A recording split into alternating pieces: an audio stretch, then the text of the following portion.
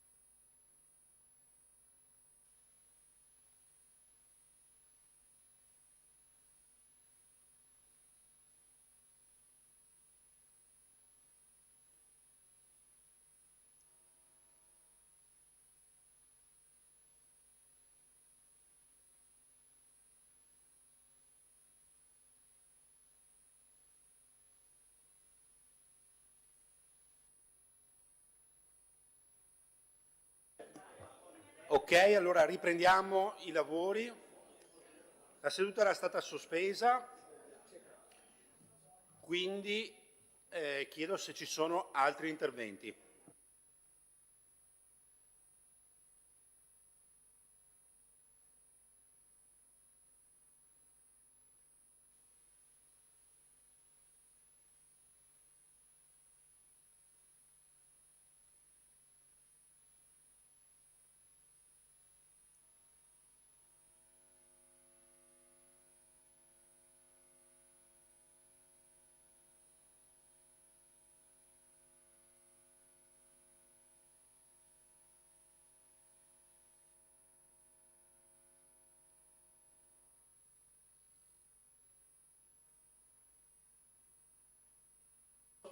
Sì, ma la verifica si chiede prima di una votazione. La verifica si chiede prima di una votazione. Vabbè, ma siete presenti? A me risultano 34 presenti. Sì, ma non è che... Sì, ora 34. Allora, 34.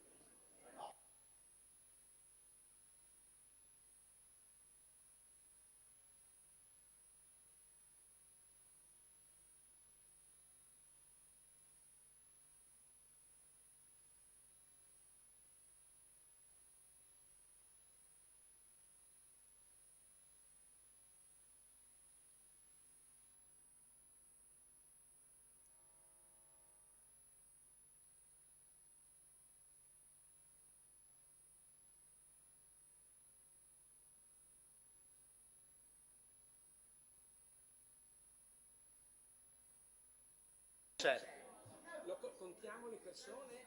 No, allora, ci sono 34, 35 presenti. No, allora uscite dall'aula.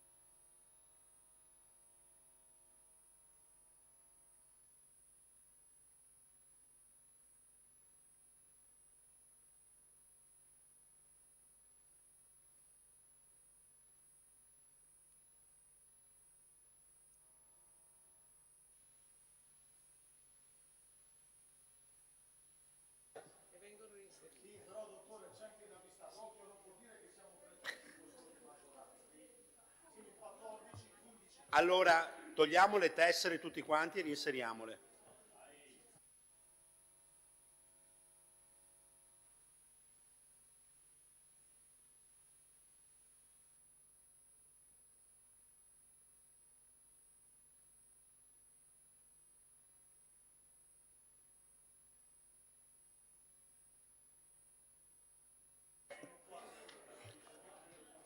Togliamo le tessere tutti quanti.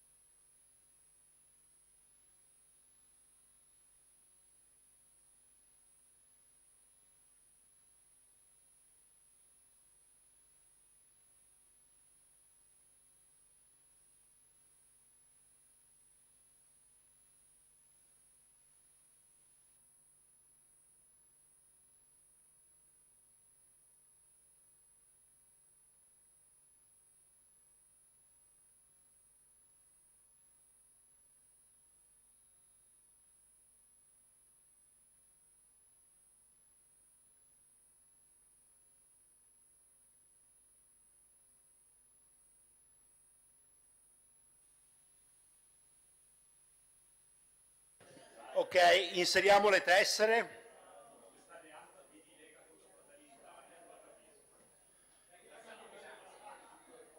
Dai che lo...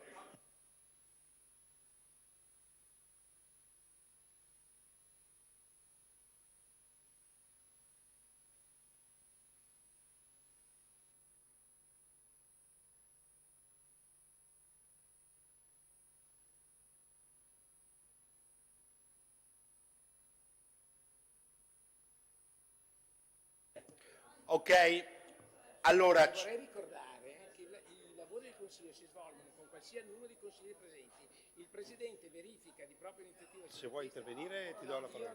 No, lega lei. Perché... No, vabbè, ma io vado avanti adesso. No.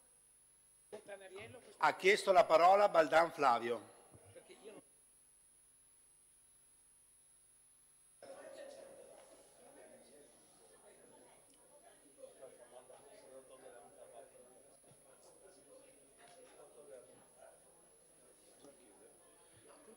Articolo 84, legalità delle sedute. I lavori del Consiglio si svolgono con qualsiasi numero di consiglieri presenti.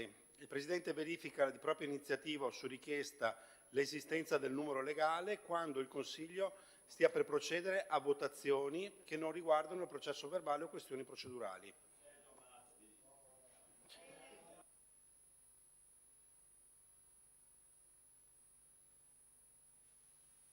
Consigliere Montanariello.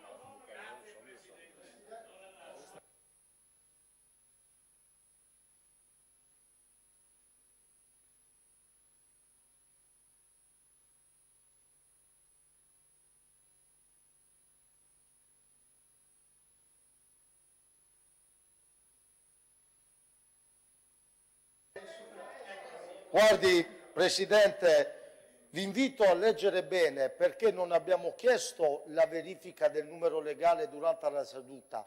Il numero legale serve per iniziare la seduta, perché noi la stavamo iniziando ed è il motivo per cui il Presidente Zaia la mattina quando non ha il numero legale non inizia.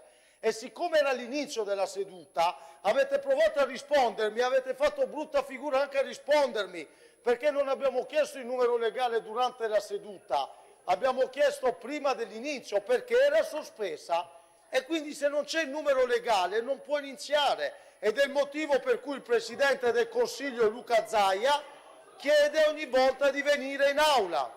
Presidente, gli spieghi agli staff e struttura. No.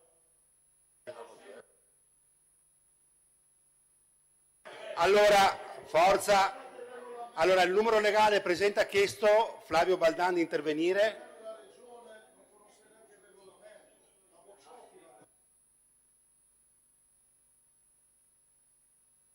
Posso? C'è un po' di confusione. Allora, alcune considerazioni anche da parte mia sulla legge di stabilità approvata dal Consiglio regionale.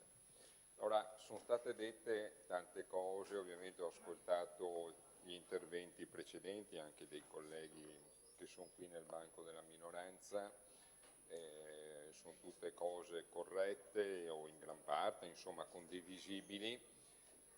Il punto fondamentale è questo, io mi ripeto un po' ma credo che sia importante, che questa legge di stabilità, che il DEF soprattutto che l'ha preceduta, sia quasi diciamo un'operazione d'obbligo fra virgolette per quello che necessita, ovvero per uscire dal bilancio provvisorio e proiettarci nello schema di bilancio per fine anno, credo che sia ormai assodato e quindi era questo lo scopo principale. Che non si potesse far molto all'interno di quei numeri, tranne passare qualche posta da qualche parte, soprattutto di fondi europei da una parte all'altra, mi pare anche questo che sia assodato. È stato scelto di conservare l'impianto sostanzialmente dell'anno passato, né agendo dal lato delle risorse né cercando di agire dal lato dei tagli, diciamo, di spesa, che sono stati quasi tutti confermati, diciamo, rispetto al passato. Il punto fondamentale è sempre questo, è che si rischia di avere in mano in questo momento, per quanto necessario, un documento che mi riferisco soprattutto anche a qualche commento che è arrivato, mi rivolgo soprattutto alle categorie produttive, perché ovviamente sono un asse importante di questa regione. Il rischio è che abbiamo dato poco ascolto al lato produttivo, a tutti quegli stakeholder che in questa sala consigliare si sono alternati nel corso delle settimane passate. E da questo punto di vista è un peccato, è una situazione che secondo me è molto difficile, e in qualche modo avremmo dovuto avere la capacità di in qualche modo assecondare da qualche punto di vista. Stiamo facendo degli sforzi dal lato, diciamo, di inventarci, fra virgolette ma dell'applicare qualche struttura di finanziamento che ottimale da questo punto di vista era necessaria, però dal lato produttivo, le avete sentite anche voi, le rivendicazioni di molti degli attori che sono venuti qui sono state importanti. È chiaro che molti di loro, o quasi tutti, hanno chiesto risorse supplementari, risorse che ovviamente, come abbiamo specificato, in questo momento e per decisione, per scelta di questa maggioranza, nel bilancio attuale, in questa legge di stabilità, non ci sono, perché sono esattamente quelle che c'erano l'anno passato.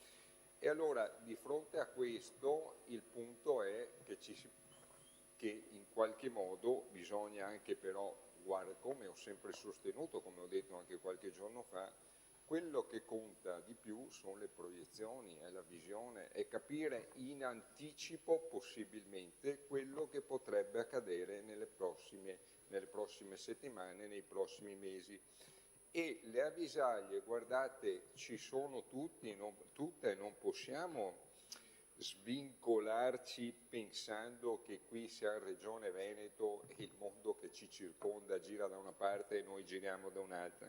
Perché anche stamattina, e l'hanno appena comunicato, l'inflazione è pronosticata al 2,5%, quindi vuol dire che anche questo costo qui graverà anche sui nostri cittadini, sul potere d'acquisto.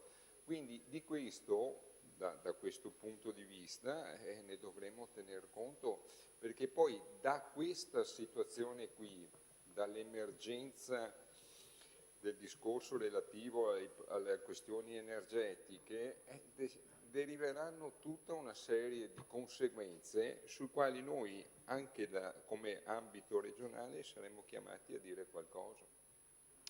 E credo, da questo punto di vista, che mai come, perché questa non è una situazione normale, non è lo shock del 2009 dei subprime, non è neanche la questione della pandemia, che pur violenta è stata anche veloce e poi ha avuto delle ricadute economiche importanti. Quello che stiamo subendo adesso è uno scenario di guerra e di situazioni economiche internazionali molto, molto pesante, di cui io credo non sappiamo ancora bene quali possono essere le conseguenze, ma qualunque saranno le conseguenze non saranno positive, ce lo possiamo bene immaginare da questo punto di vista.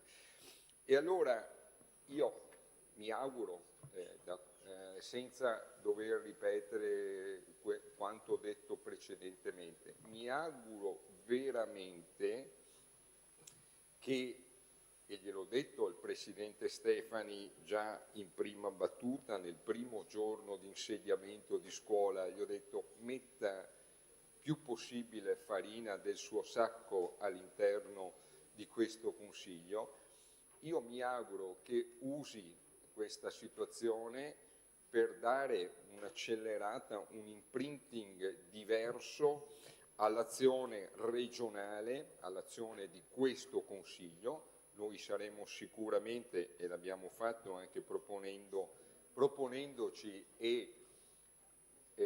dal lato fiscale, e non è mai semplice, lo sapete meglio di me, a alzare le tasse non solo ai veneti ma in generale a tutti i cittadini. Quando si usa la leva fiscale è sempre una leva che non è mai che viene quasi mai viene accolta con piacere, però la situazione attuale esige che noi dobbiamo prendere delle decisioni importanti, delle decisioni che devono essere di tipo espansivo, delle decisioni che devono consentire di ridistribuire proprio in questo momento storico, distribuire reddito, servizi, soprattutto verso quelle persone che sono più in difficoltà da questo punto di vista. E guardate, mi riferisco non solo ai cittadini, ma veramente anche al tessuto imprenditoriale, soprattutto dei nostri artigiani e soprattutto delle nostre piccole imprese. Tra l'altro oggi entra in vigore anche la polizza catastrofale. Mi rammarico che non è previsto nulla all'interno del bilancio che è stato emanato, soprattutto per quel che riguarda attività come i bar e le piccole imprese. Io ritengo che sarebbe stato doveroso accompagnarle almeno in questo primo passo importante, e quindi, come vedete, la situazione è tutt'altro che rosea. Occorre, e lo ribadisco, una proiezione sicuramente più coraggiosa, ma guardate, essere coraggiosi da questo punto di vista non vuol dire che in qualche modo dobbiamo scontentare qualcuno, perché andiamo a toccare situazioni che in precedenza non abbiamo mai fatto. Noi abbiamo deciso di non usare la leva fiscale, e questa regione ha deciso sin dagli anni 2000 di non usare la leva fiscale, se non in questa ultima parte aumentando l'IRAP per le aziende, cosa che in qualche modo, anche se in modo marginale, diciamo, perché da questo punto di vista non è stata una tassazione così marcata, abbiamo deciso di non usare la leva fiscale, perché probabilmente le risorse che aveva questa regione erano probabilmente ancora sufficienti e consentivano, per chi l'ha amministrata, consentivano di fare determinate cose. È chiaro che adesso questo non accade più, abbiamo ripetuto, ma adesso ritornare anche sul discorso Superstrada Pedemontana Veneta sarebbe in qualche modo retorico. Credo che sia comprensibilissimo il dato, ma non è solo Superstrada Pedemontana Veneta, basta dare un'occhiata insomma anche a qualcosa dal lato dell'indebitamento, e qualcosa su questa regione si comprende. È chiaro che però adesso anche questo scenario è mutato, non è più la situazione che consentiva al Veneto di avere risorse. Tra l'altro applicheremo anche un addizionale che non risentirebbe neanche dell'aspetto inflattivo, diversamente da come avviene per la tassazione dello Stato, dove attraverso l'IRPEF in qualche modo recupera, diciamo, PIL nominale per l'effetto inflattivo, e quindi va al di là di quella che è la tassazione pura. L'addizionale è solo una piccola parte, però consentirebbe di redistribuire e di trovare, diciamo, le risorse per improntare almeno qualche ragionamento che deve essere anche di ampio respiro certamente, ma a capitoli ben precisi, perché è inutile fare modelli di bilancio o di finanziario o di DEF, quello che volete, sul modello fatto anche a livello governativo, dove con 23 miliardi di manovra di bilancio c'erano 150, 160 articoli, una miriade di rivoli che non servono a niente. Io credo che noi invece dobbiamo individuare pochi capitoli precisi, io spero soprattutto e mi auguro tenendo in considerazione in particolare il lato produttivo, pochi capitoli, e su quelli cominciare un ragionamento di lungo periodo, ma incidere decisamente recuperando le risorse e andandole ad iniettare. Diversamente, guardate, rischiamo di rimanere in balia degli eventi, e rimanere in balia degli eventi in questo contesto qui è la cosa peggiore. Mi auguro che il fatto di uscire dall'esercizio provvisorio, questa legge di bilancio, consenta adesso di cambiare marcia decisamente anche in questa regione. Se ci sarà bisogno, ovviamente, e mi pare che sia stato evidenziato, l'abbiamo evidenziato anche l'assessore al bilancio, ha detto insomma il 38% degli emendamenti ve l'abbiamo approvato, la collaborazione, lo spirito di collaborazione c'è. Poi io parto da un presupposto importante e chiudo. Proprio perché lo scenario è difficile, proprio perché il contesto è difficile, oggi abbiamo ascoltato la crisi morde, soprattutto quella energetica, eccetera. Io credo che di fronte a queste situazioni, quando un'idea, non dico è buona perché tassare non è mai una buona idea, ma quando un'idea è utile alla maggioranza di questi cittadini, da qualunque parte provenga, credo che sia una buona idea che va sfruttata, perché se noi abbiamo a cuore, e siamo qui per questo, e abbiamo detto fin dall'inizio, siamo a cuore per tutelare i 5 milioni di cittadini di questa, circa 5 milioni di questa regione, noi dobbiamo essere in grado a volte di superare le nostre ideologie o i nostri pensieri e trovare quello che è più opportuno per la maggior parte dei nostri cittadini. E siccome la maggior parte dei nostri cittadini, l'abbiamo sentito in campagna elettorale, l'abbiamo sentito dentro in quest'Aula, l'abbiamo sentito anche attraverso colloqui di altro tipo, ci chiede un cambio di passo. Io credo che sia necessario che il Presidente e tutti noi, la sua Giunta, dai prossimi mesi utilizzi questa uscita, diciamo, dall'esercizio provvisorio, questo tour de force che abbiamo fatto per approvarlo velocemente, per concretizzare questo cambio di passo che secondo me va dato il prima possibile. Grazie. Grazie consigliere Baldan. Consigliere Del Bianco. Sì, grazie Presidente. Ma io partirò da un concetto che mi sembra abbastanza evidente, cioè che siamo di fronte a un bilancio che la maggioranza di centrodestra del Veneto ha portato avanti e completato in maniera per me del tutto ideologica, in senso negativo del termine. E dico ideologica perché parte da un presupposto, che è un presupposto che vede il fatto di non toccare per nulla l'aliquota dell'IRPEF. È un'ideologia. E lo dico perché qui dentro, in tanti, quasi tutti mi viene da dire, abbiamo ricoperto incarichi amministrativi. Molti sono stati sindaci, altri sono stati assessori. E tutti sanno come ragionano e come si muovono gli enti locali in questo territorio, in tutti i territori per la verità. Allora, noi vediamo un bilancio che per il motivo che vi ho detto non muove nessuna posta significativa in più in spesa corrente rispetto all'anno precedente. Cioè non c'è nessun punto vero, è stato spiegato anche negli interventi che mi hanno preceduto, che aggiunge davvero delle risorse su un vero argomento. Di fatto ormai si va avanti quasi in automatico, è quasi un bilancio tecnico che ogni anno riprende le stesse poste.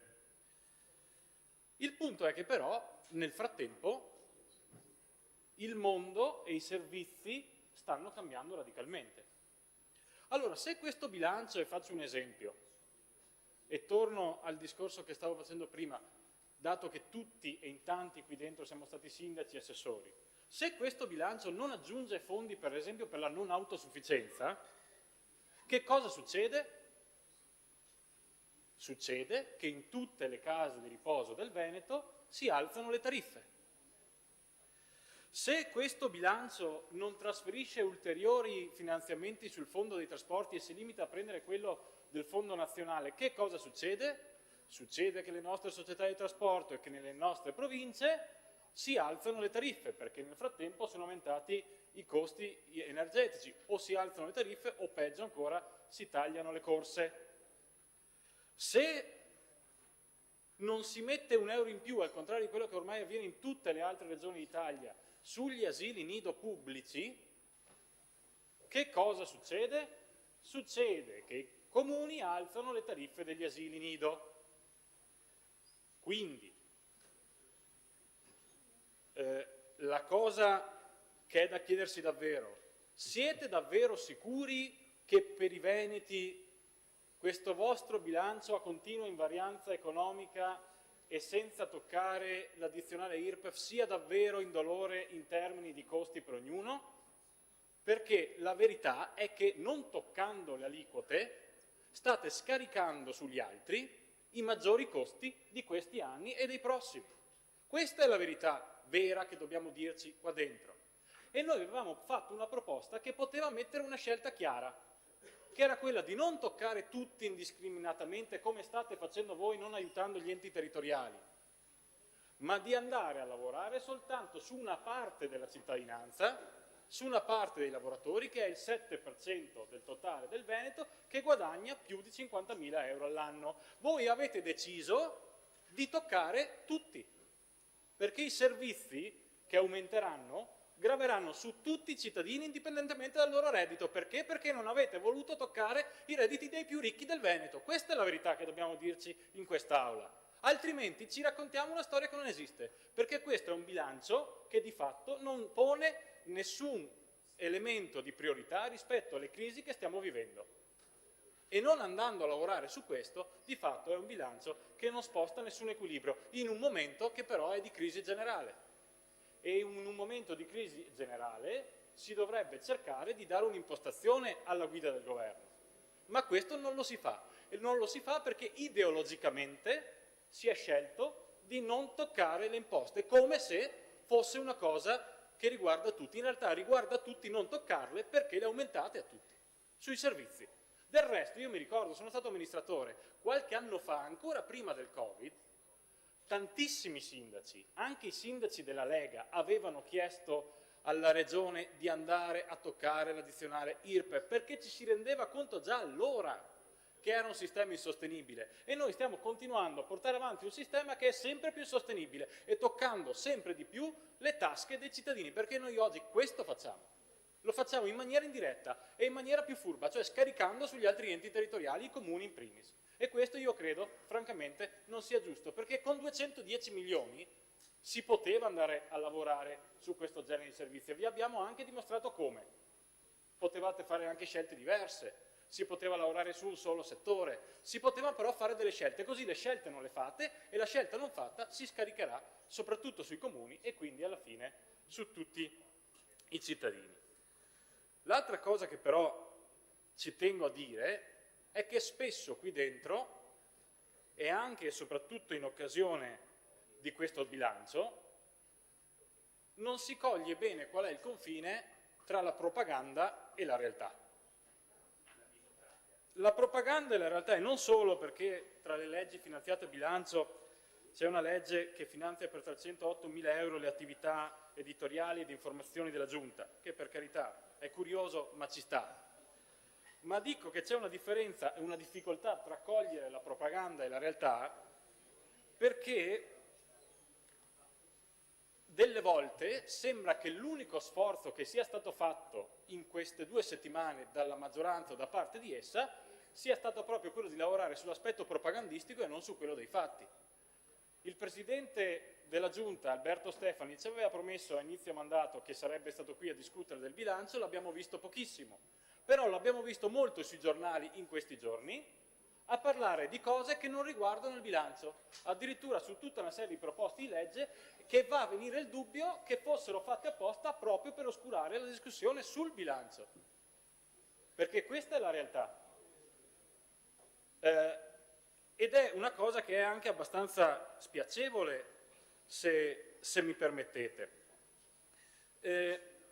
Il tema della propaganda poi emerge purtroppo anche laddove secondo me non dovrebbe per nulla emergere. E mi riferisco, siccome la discussione è congiunta, agli atti amministrativi che stiamo andando a votare. Perché io torno sull'articolo 9 del collegato. E qui sfido chiunque, assessore al bilancio in primis, a dirmi che questo non è un atto di propaganda.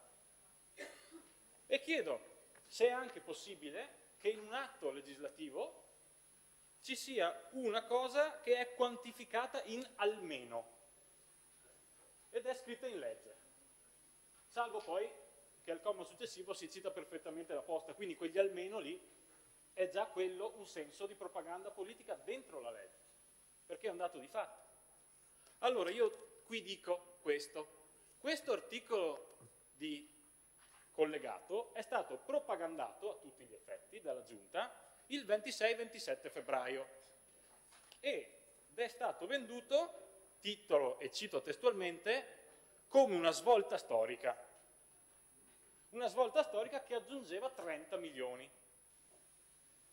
Addirittura l'assessore Bonde, mi dispiace che non l'abbiamo mai visto praticamente in queste sedute di bilancio, anche se vedo che c'è perché ogni tanto entra, diceva che grazie a questa svolta storica si potrà pagare finalmente il secondo elicottero per la sanità di montagna e una serie di altri servizi.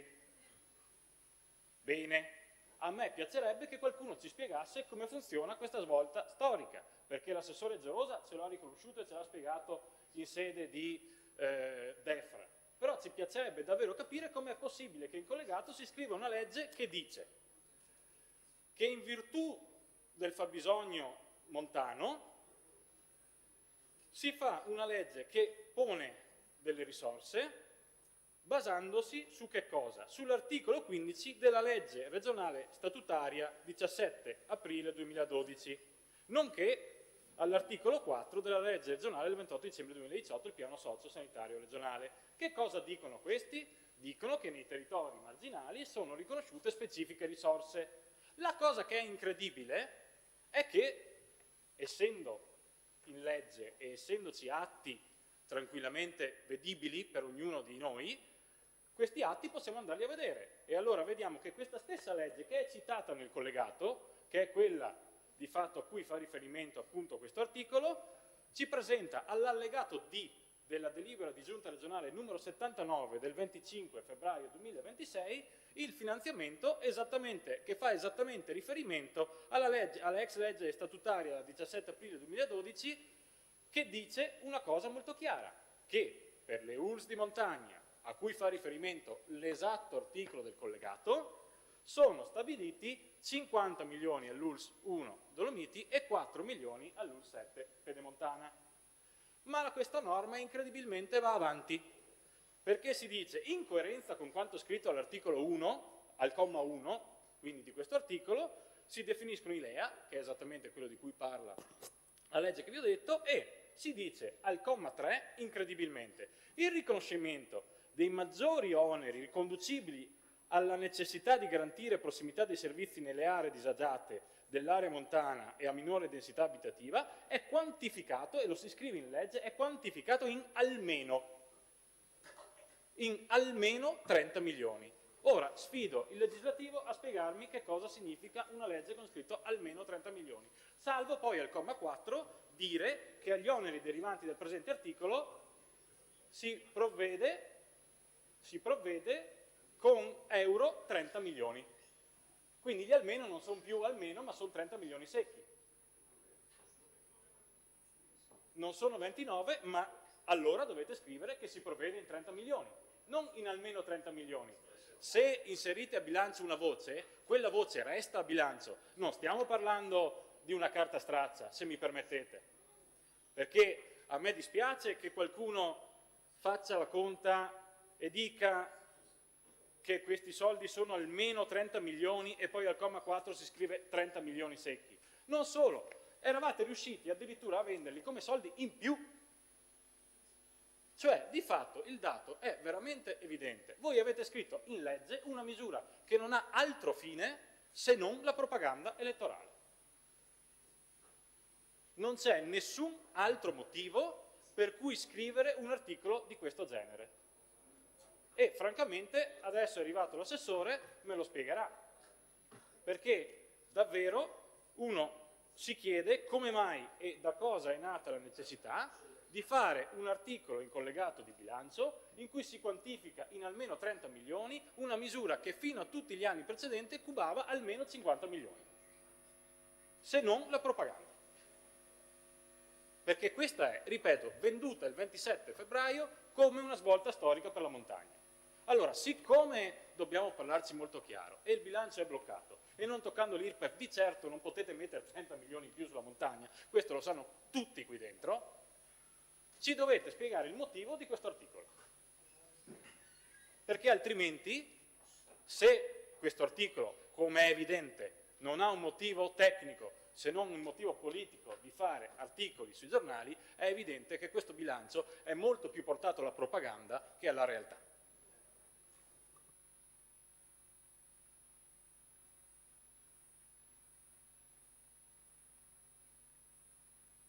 Tanto ringraziamo il consigliere Del Bianco, chiede la parola e ne ha facoltà dal regolamento il rappresentante della Giunta, l'assessore Bond.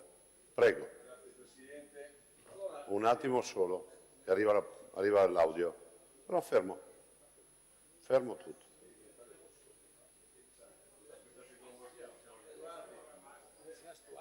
Fermi, giù le mani dal banco, eccolo là. Sta molto bene, comunque. Prego, assessore. Allora, do una spiegazione al consigliere Bianco, che francamente consiglio, visto che è all'inizio della sua attività di consigliere regionale e si sta impegnando, di cercare di in qualche maniera parlare e collaborare, perché fare l'agente della ricerca di emendamenti che magari non tornano, alla fine nuoce a tutti. E mi spiego. No, mi spiego. Quell'emendamento nasce per dare un segnale alla montagna. Quell'emendamento, poi vorrei che anche l'assessore Gerosa intervenisse su questa roba qua. Quell'emendamento nasce per dire, no perché insomma, è materia di sanità, quindi bisogna che ognuno in qualche maniera dica quello che pensa, anche perché potrebbe portare acqua al mulino.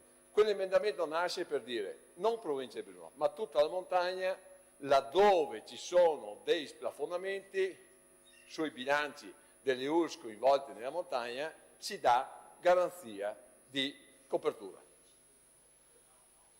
No, è così, ma è così. Ma attenzione, è Uno alla così. volta. È così. Perché lo dimostriamo anche con il bilancio, che comunque abbiamo portato delle risorse in più. E aggiungo, lo dimostreremo anche nel riparto, poi in commissione, che porteremo delle risorse in più. Dove è stato il problema? Il problema è che probabilmente quello strumento che è stato messo in quel strumento di bilancio non è il posto giusto, doveva essere messo in un'altra parte del bilancio. Però l'intenzione di dare garanzia di copertura ai splafonamenti dell'ULSS di Belluno, a quelli della provincia di Vicenza, Bassano, alla montagna veronese e una parte trevigiana era quella di dire, e siamo andati a calcolarci gli splafonamenti del 2025, abbiamo fatto la sommatoria ed è uscito quel discorso, quel tipo di ragionamento lì. No, ma guardate che là l'errore, se c'è un errore, è solamente nel posizionamento della cifra che non andava messa lì, ma non è colpa dell'assessore Bond, è probabilmente colpa di un fraintendimento del bilancio, del sistema del bilancio. Sì, non abbiamo messo probabilmente la cifra giusta al posto giusto, ma ve lo dimostreremo che la copertura di quella cifra e di quell'azione sulla montagna ci sarà. E io non vi chiedo fidatevi, no, non vi chiedo fidatevi, vi dico solo e chiedo all'assessore al bilancio Giacinti e all'assessore Gerosa di dire le cifre esatte di come sono le poste riguardanti la montagna. Perché quando mi si dice che su un articolo di giornale che ho visto domenica sono stati messi, ho sistemato io le cose e sono stati messi 50 milioni di euro, balle. La situazione dell'URSS di Belluno è la situazione normale che nessuno tocca. L'intendimento era quello di mettere aggiuntivi altri 30 milioni, ma non per Belluno, per tutta la montagna. Allora, la preghiera che ti faccio, Alessandro, è quella che di fronte a una situazione che non torna, ci si mette attorno a un tavolo, se si ama il territorio, perché se si vuole fare i protagonisti è un'altra questione, ci si mette attorno a un tavolo e si prova a trovare la sistemazione delle cose. Grazie Assessore. Allora, il Presidente dice che è sufficiente. Sufficiente, no? Basta. Consigliere Del Bianco, è esaustiva la spiegazione. Facciamo un minuto per fatto personale. Dai, facciamo una roba veloce. No, non possiamo. Le chiedo semplicemente di chiudere la discussione, possiamo stare qui tutto il giorno con sta roba, dai. Per carità, se la mettiamo così, utilizzate il vostro tempo, ma mi sembra che l'impostazione che mi ha dato di lavoro è quella della collaborazione. Sì, però, certo, Presidente, però non si può francamente assistere a un intervento di questo genere. Allora, perché io intanto ho cercato anche sul telefono il significato del termine tecnico in termini legislativi di splafonamento, ma confesso che non l'ho trovato, perché splafonamento qui non c'è. Qui si dice che nella procedura di definizione annuale del fabbisogno finanziario necessario all'erogazione dei livelli essenziali di assistenza, la Giunta regionale garantisce l'equità nell'offerta dei servizi nelle aree montane rispetto al restante territorio regionale in conformità a quanto previsto dall'articolo 15 della legge regionale statutaria 17 aprile 2012. E mentre io leggevo questa cosa qua, questo significa che le risorse che vengono messe a bilancio, ed è spiegato anche nella relazione del correlato, vengono prese esattamente dai finanziamenti previsti da queste leggi. Quindi sono milioni che sono già a bilancio. Io non ho portato 50 milioni in più, certo che no, ho semplicemente fatto un emendamento al DEFR in cui abbiamo chiesto che venissero rispettate le risorse messe l'anno scorso. Perché il problema qui è che di sicuro nessuno sta aggiungendo. Assessore, se lei mi dice dove ha aggiunto i soldi, veramente le sarei grato, ma qui di soldi aggiunti non c'è un euro. Ma del resto la ricostruzione che faceva lei è veramente fantasiosa, perché qui un euro in più non c'è. Ma del resto, mentre parlava, io guardavo altri consiglieri, anche di maggioranza, con una certa esperienza in materia, e tutti stavano sotto i baffi sorridendo a quanto diceva, perché sappiamo tutti qui cosa c'è scritto. C'è scritto che si fa un'operazione di marketing legislativo con una legge. Perché si prendono i soldi che c'erano prima, anziché darli a fine anno si fa finta di assegnarli subito. Il rischio però qual è? Che se prima erano 50 milioni, adesso si scrive almeno 30 e poi si dà la dotazione finanziaria di 30. Quindi il sospetto che viene è che alla fine ci sia addirittura il rischio che grazie a questa legge i soldi diventino meno 24. Perché questo è il tema vero e qui nessuno vuole fare il protagonista, però se mi permette, qui facciamo il nostro lavoro. E il nostro lavoro, e io sono fiero di fare questo lavoro qua, perché l'opposizione fa proprio questo lavoro qua, va a vedere cosa c'è scritto nei provvedimenti, non fa altro, non regge il moccolo della maggioranza, se mi perdonate, L'opposizione va a valutare quali sono i provvedimenti posti in essere, tanto più se questi provvedimenti poi vengono annunciati dai giornali a 4 colonne, perché, ribadisco, si è parlato di risorse in più. Allora io vi dico, e chiudo Presidente, che se c'è un fraintendimento di base, togliamo questo articolo al collegato, perché non serve a niente alla montagna, perché non serve assolutamente a nulla l'articolo al collegato sui LEA sulla montagna, perché non aggiunge una risorsa. Non aggiunge una risorsa. E la normativa che garantisce i LEA e le perequazioni territoriali, come tutti sanno qui dentro, c'è già e non cambierà di un euro con questo articolo. Questo dobbiamo essere coscienti tutti e sfido chiunque a dirmi che non è così. Per cui io chiedo il ritiro di questo articolo di collegato. Grazie consigliere anche per la brevità. Consigliere Luisetto. Consigliera Luisetto. Ancora più telegrafica. Se il posto non è giusto e la cifra non è giusta, non si può biasimare l'opposizione perché dice guardate che qua c'è qualcosa che non torna. L'opposizione dice, e quello che abbiamo cercato di dire in sti giorni è, siccome da qui non solo non si capisce che ci sono soldi in più, ma è chiaramente evidenziato che sono meno delle risorse che vengono date ora, per la tutela non solo dei territori da cui proveniamo, ma in generale di come sono scritte le norme, uno dice faccio un fondo straordinario, il collegato è il posto giusto dove mettere soldi in più, ma qui non sono soldi in più. Quindi l'obiettivo nostro non era di scavalcare in protagonismo la Giunta, era riportare alla verità le informazioni che sono uscite sulla stampa, perché è inaccettabile che si dica che ci sono risorse in più per territori fragili e sensibili e poi quello che c'è scritto è l'esatto contrario, perché se ne tolgono. Allora, se l'obiettivo della maggioranza è di dare risorse in più, scrivetelo con chiarezza, fate un articolo evidente, chiaro, semplice, in cui si istituisce un fondo straordinario, oppure si danno risorse in più nelle modalità in cui lo ritenete, perché quello che c'è scritto qua è che le risorse vengono tolte e non aggiunte. Grazie consigliera. Consigliere Dalla Pozza. Prego. Sì, ancora. Se... Ah, ok, va bene. No, solo perché credo che si debba anche il rispetto, visto che prima il Presidente parlava di collaborazione e rispetto anche istituzionale, sarebbe stato interessante avere oggi durante il dibattito il Presidente Stefani qui, l'abbiamo visto più volte in questo palazzo ma non l'abbiamo mai visto in aula e vedete è un ritratto abbastanza plastico di quello che è questo bilancio. Manca il Presidente ma c'è un altro Presidente ed è effettivamente un bilancio che si porta dietro l'eredità della precedente legislatura.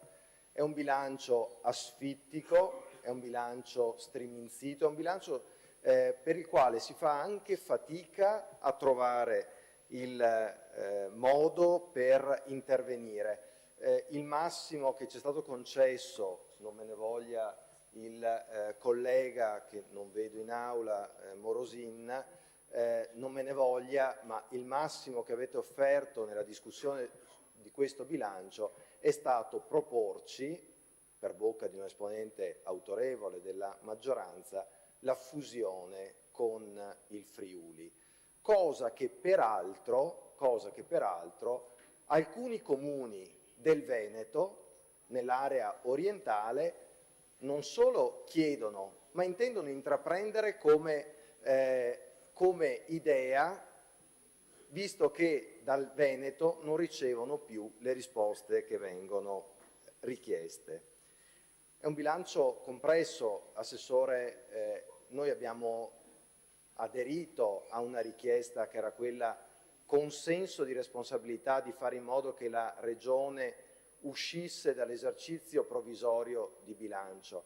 Ci ha messo in grande difficoltà, lo diciamo, perché nel lavoro d'aula, visto che si è parlato di collaborazione, è difficile intervenire con tempi così compressi e su materie così complesse in tempi così brevi.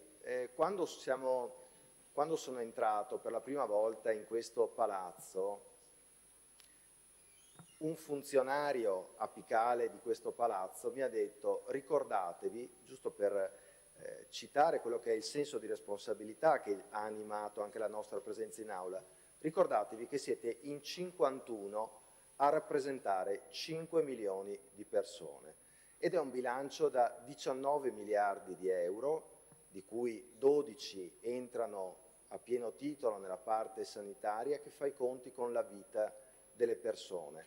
Ecco, allora quello che ci saremmo aspettati, e glielo diciamo come pro memoria per il prossimo bilancio che immaginiamo avrà tempi diversi e spazi diversi di discussione, quello che le lasciamo come promemoria, Assessore, l'avremmo detto al Presidente, ma lo diciamo a lei che ha la delega importante al bilancio, è che ci aspettiamo di avere entro la fine dell'anno la visione reale che ha questa nuova legislatura per i prossimi 5 anni di governo del Veneto, che non sia più una manovra che è costretta a intervenire con tagli sul FESR per finanziare voci e togliendo peraltro agli enti locali anche risorse in una situazione che è già difficile per quello che fa lo Stato.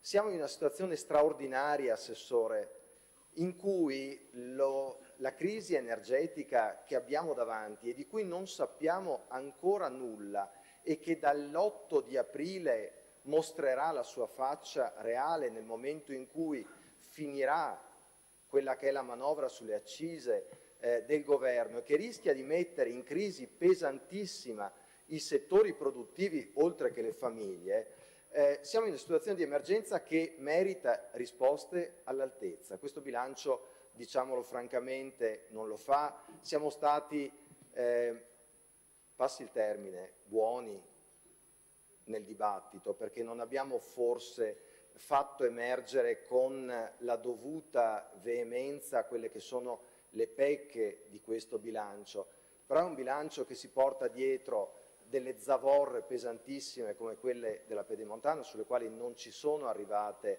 rassicurazioni. È un bilancio nel quale, nella manovra emendativa che abbiamo fatto sul DEFR, ci sono state date risposte evasive. Negli emendamenti avete scritto mancano le risorse, ma non ve lo diciamo noi, ve l'hanno detto le categorie, ve l'hanno detto le agenzie regionali, ve l'hanno detto i sindacati, ve l'hanno detto le associazioni. È stata penosa, devo dire, la fase delle audizioni in commissione con il lamento pressoché costante da parte di chiunque sul fatto che questo bilancio non dà risposte, sul fatto che tutti sono in difficoltà. Qualcuno prima, forse il collega Del Bianco, prima diceva che è solo propaganda elettorale.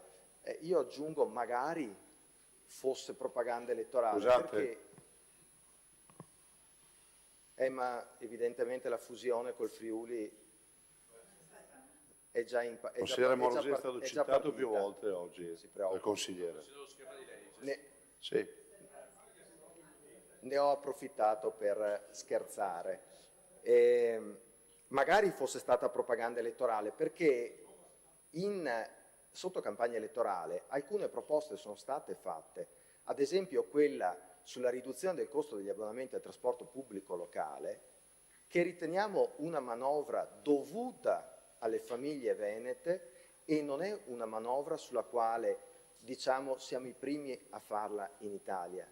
Altre regioni la stanno facendo e diceva bene prima il consigliere Montanariello che il fatto che il trasporto pubblico locale in Veneto funzioni nasconde un problema che funziona, ma funziona quasi ed esclusivamente come trasporto scolastico. A parte le linee ferroviarie, il TPL su gomma è trasporto scolastico. Non sappiamo più portare i pendolari al lavoro, non sappiamo più portare i lavoratori sul luogo di lavoro e dopodiché entriamo in procedura di infrazione per i livelli di inquinamento, sui quali però non mettiamo un euro per azioni positive per far sì che gli enti locali in particolare possano intervenire guardi Assessore, può essere non d'accordo sul fatto che, ma io glielo posso garantire, se lei mi trova dove i comuni possono pescare per fare azioni positive che non siano quelle del cambio dei veicoli inquinanti, ecco. No, scusi, forse ho interpretato male, ecco, ma comunque, ecco, diciamo, ecco, lo prenda come un invito perché sa che sul tema del trasporto sono particolarmente sensibile, così come ne abbiamo parlato con l'assessore Zecchinato, sul fatto di riattivare linee di trasporto, renderle più performanti. Abbiamo necessità di questo, abbiamo una regione che deve migliorare la sua competitività nell'ambito italiano, deve ricominciare ad attrarre investimenti. Bene i data center regionali, ma non è questo soltanto il modo per tornare ad essere competitivi sul territorio.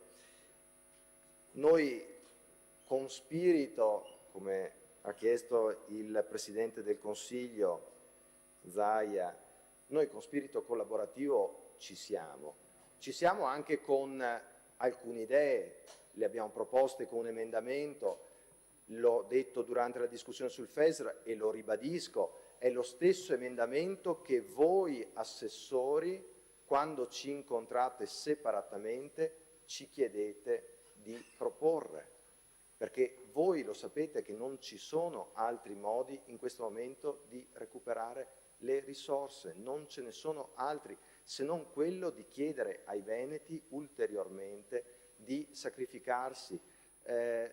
Noi attendiamo, Assessore Gerosa, l'attivazione di sistemi che consentano ai veneti di accedere in modo migliore al servizio sanitario nazionale, ma li attendiamo con risorse a fianco, non soltanto con parole e con proclami, perché altrimenti non ne usciamo. E le declaratorie fatte a inizio legislatura, non si preoccupi, staremo ogni volta a verificarle fintanto che non vedremo interventi che siano puntuali e concreti. Questa è una legislatura nella quale non vi consentiamo chiacchiere, nella quale vi sproneremo anche con i numeri che abbiamo, perché oggi rappresentiamo 1/3 del Consiglio regionale, vi sproneremo con i fatti, con le proposte, a fare ciò che avete promesso, ciò che deve essere fatto per i veneti. Questa è una regione che ha perso negli anni l'appeal che aveva. Avete una responsabilità che vi è stata data dagli elettori, ma ce l'avete ancora più forte nei confronti delle giovani generazioni.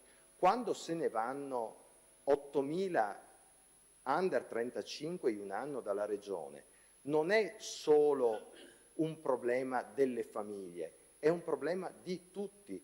Stiamo impoverendo il tessuto sociale e stiamo distruggendo l'anagrafe della nostra regione per i prossimi 20 anni, perché quei ragazzi, una volta usciti dalla regione, qui non tornano più. Qui non tornano più.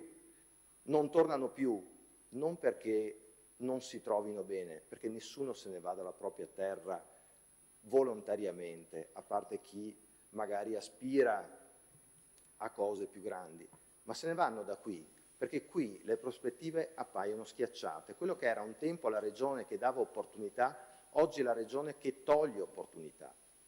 E toglie opportunità perché è strozzata da un bilancio che è asfittico e dalla mancata possibilità di crescita. Avete una responsabilità e dovete portarvela avanti. A me dispiace, ripeto, che durante tutto questo dibattito, sul documento più importante di inizio legislatura, il Presidente non si sia mai seduto qui in mezzo a noi. È una cosa che rimarchiamo, abbiamo preso con grande disponibilità le parole iniziali del Presidente Stefani quando aprì questa legislatura dicendo che il primo progetto di legge che avrebbe voluto vedere approvato era quello sui caregiver proposto dalle minoranze.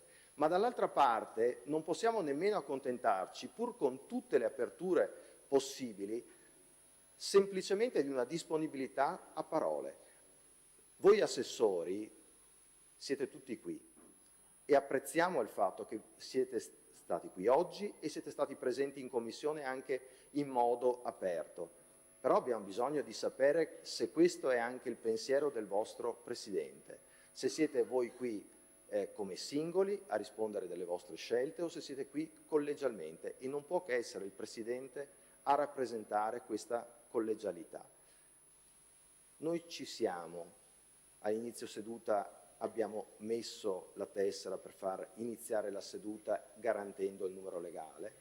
Ci siamo perché siamo rappresentanti, siamo 17 rappresentanti di quei 5 milioni di persone che abitano nella nostra regione. Siamo qui perché siamo 17 rappresentanti che sanno che 19 miliardi sono una cifra elevatissima, ma vi invitiamo e invitiamo anche i colleghi di maggioranza a far sì che questa collaborazione sia una collaborazione reale nella quale noi partecipiamo a un percorso nella differenza ovviamente di vedute politiche che deve caratterizzare la diversità dei nostri schieramenti, ma pretendiamo che ci siano risposte alle cose che poniamo, ai temi che poniamo. E guardate che prima non c'è stato un battibecco tra l'assessore Bond e il collega Del Bianco, è stata una discussione su temi reali, su temi concreti, ma che merita anche qui risposte concrete. Non abbiamo fatto una chiacchierata, il collega è sceso su punti specifici e credo che in ciascuno dei nostri interventi abbiate ritrovato la specificità e la puntualità delle cose che abbiamo segnalato.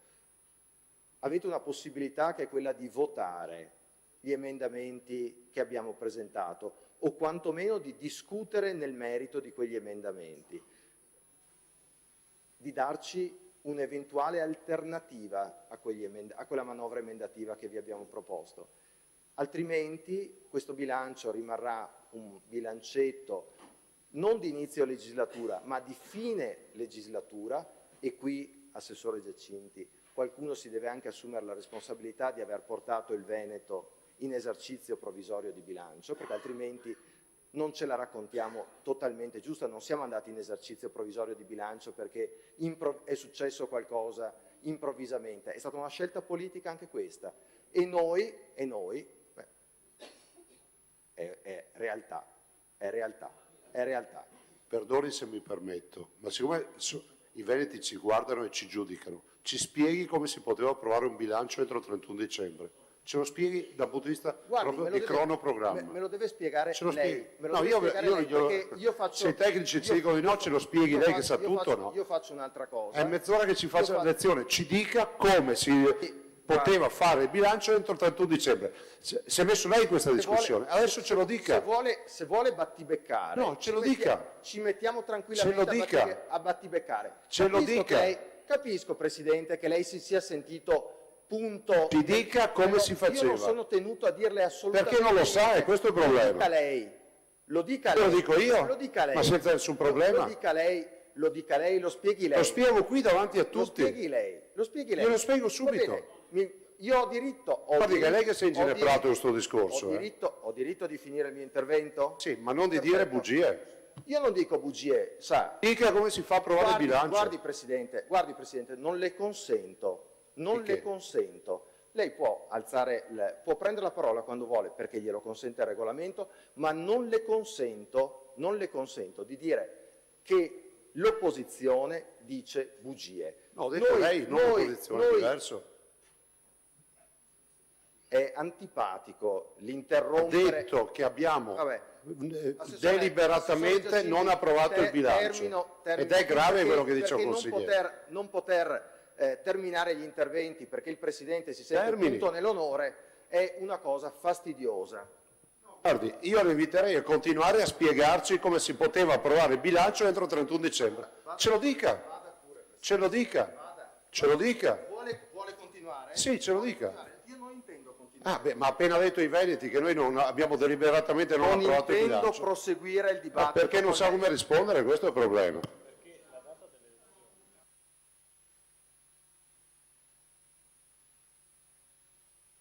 Le bugie alle gambe corte. Assessore.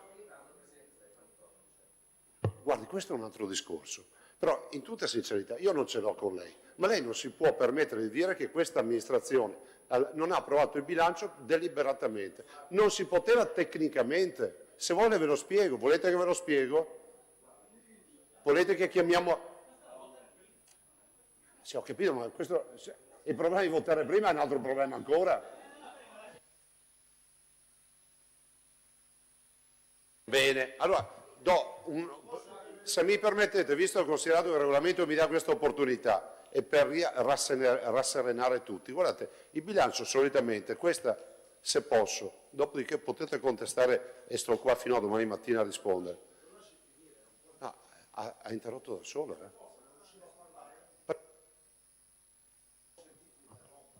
Montanariello si è seduto il consigliere, ho detto di finire. Vuole intervenire?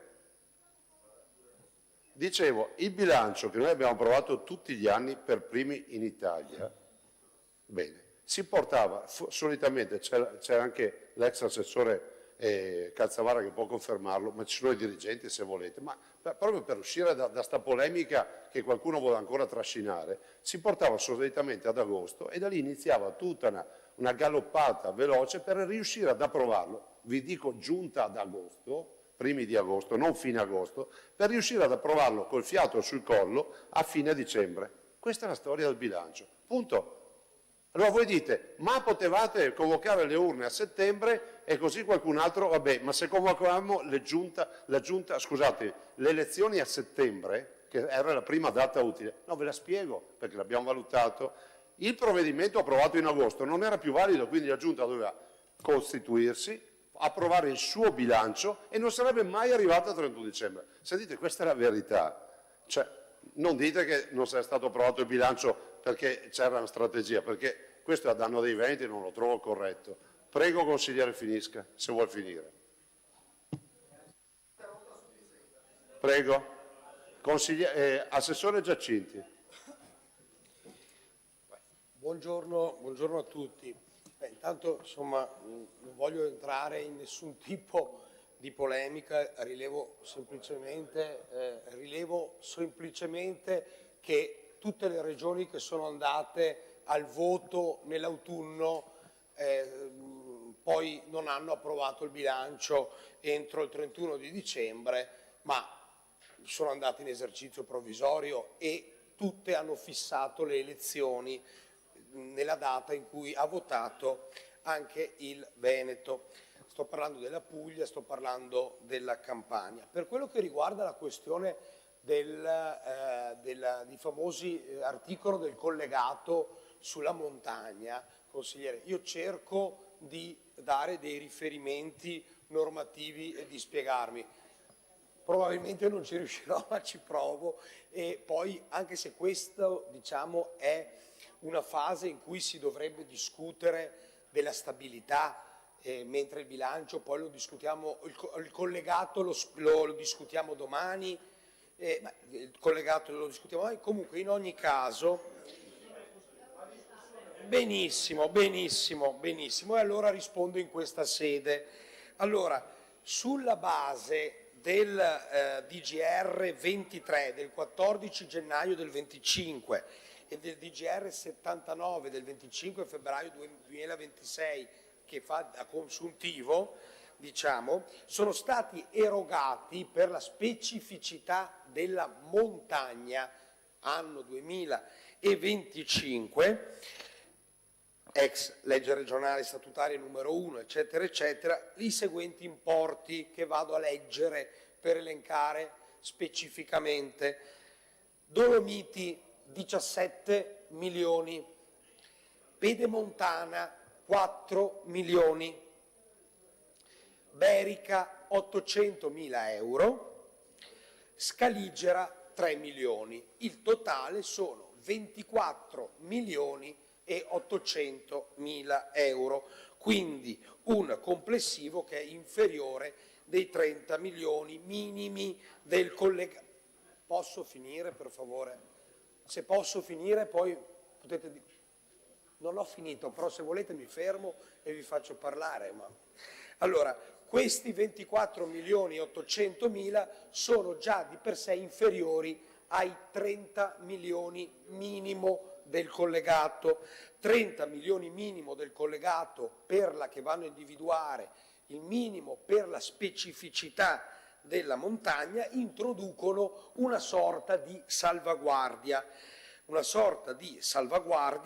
per il sistema, cioè significa stabilire con una norma che la quota non possa scendere sotto una determinata soglia anche in caso di future variazioni. Perché il consigliere parlava dei 50 milioni? Perché oltre a queste risorse per la specificità della montagna ci sono ulteriori risorse che sono per le Dolomiti 33 milioni di euro, ecco che 33 milioni più 17 fanno i 50 di cui parlava il consigliere, e questi sono per la specificità della dispersione che riguardano le Dolomiti per 33 milioni, la Serenissima per 30 milioni e la Polesana per 20 milioni.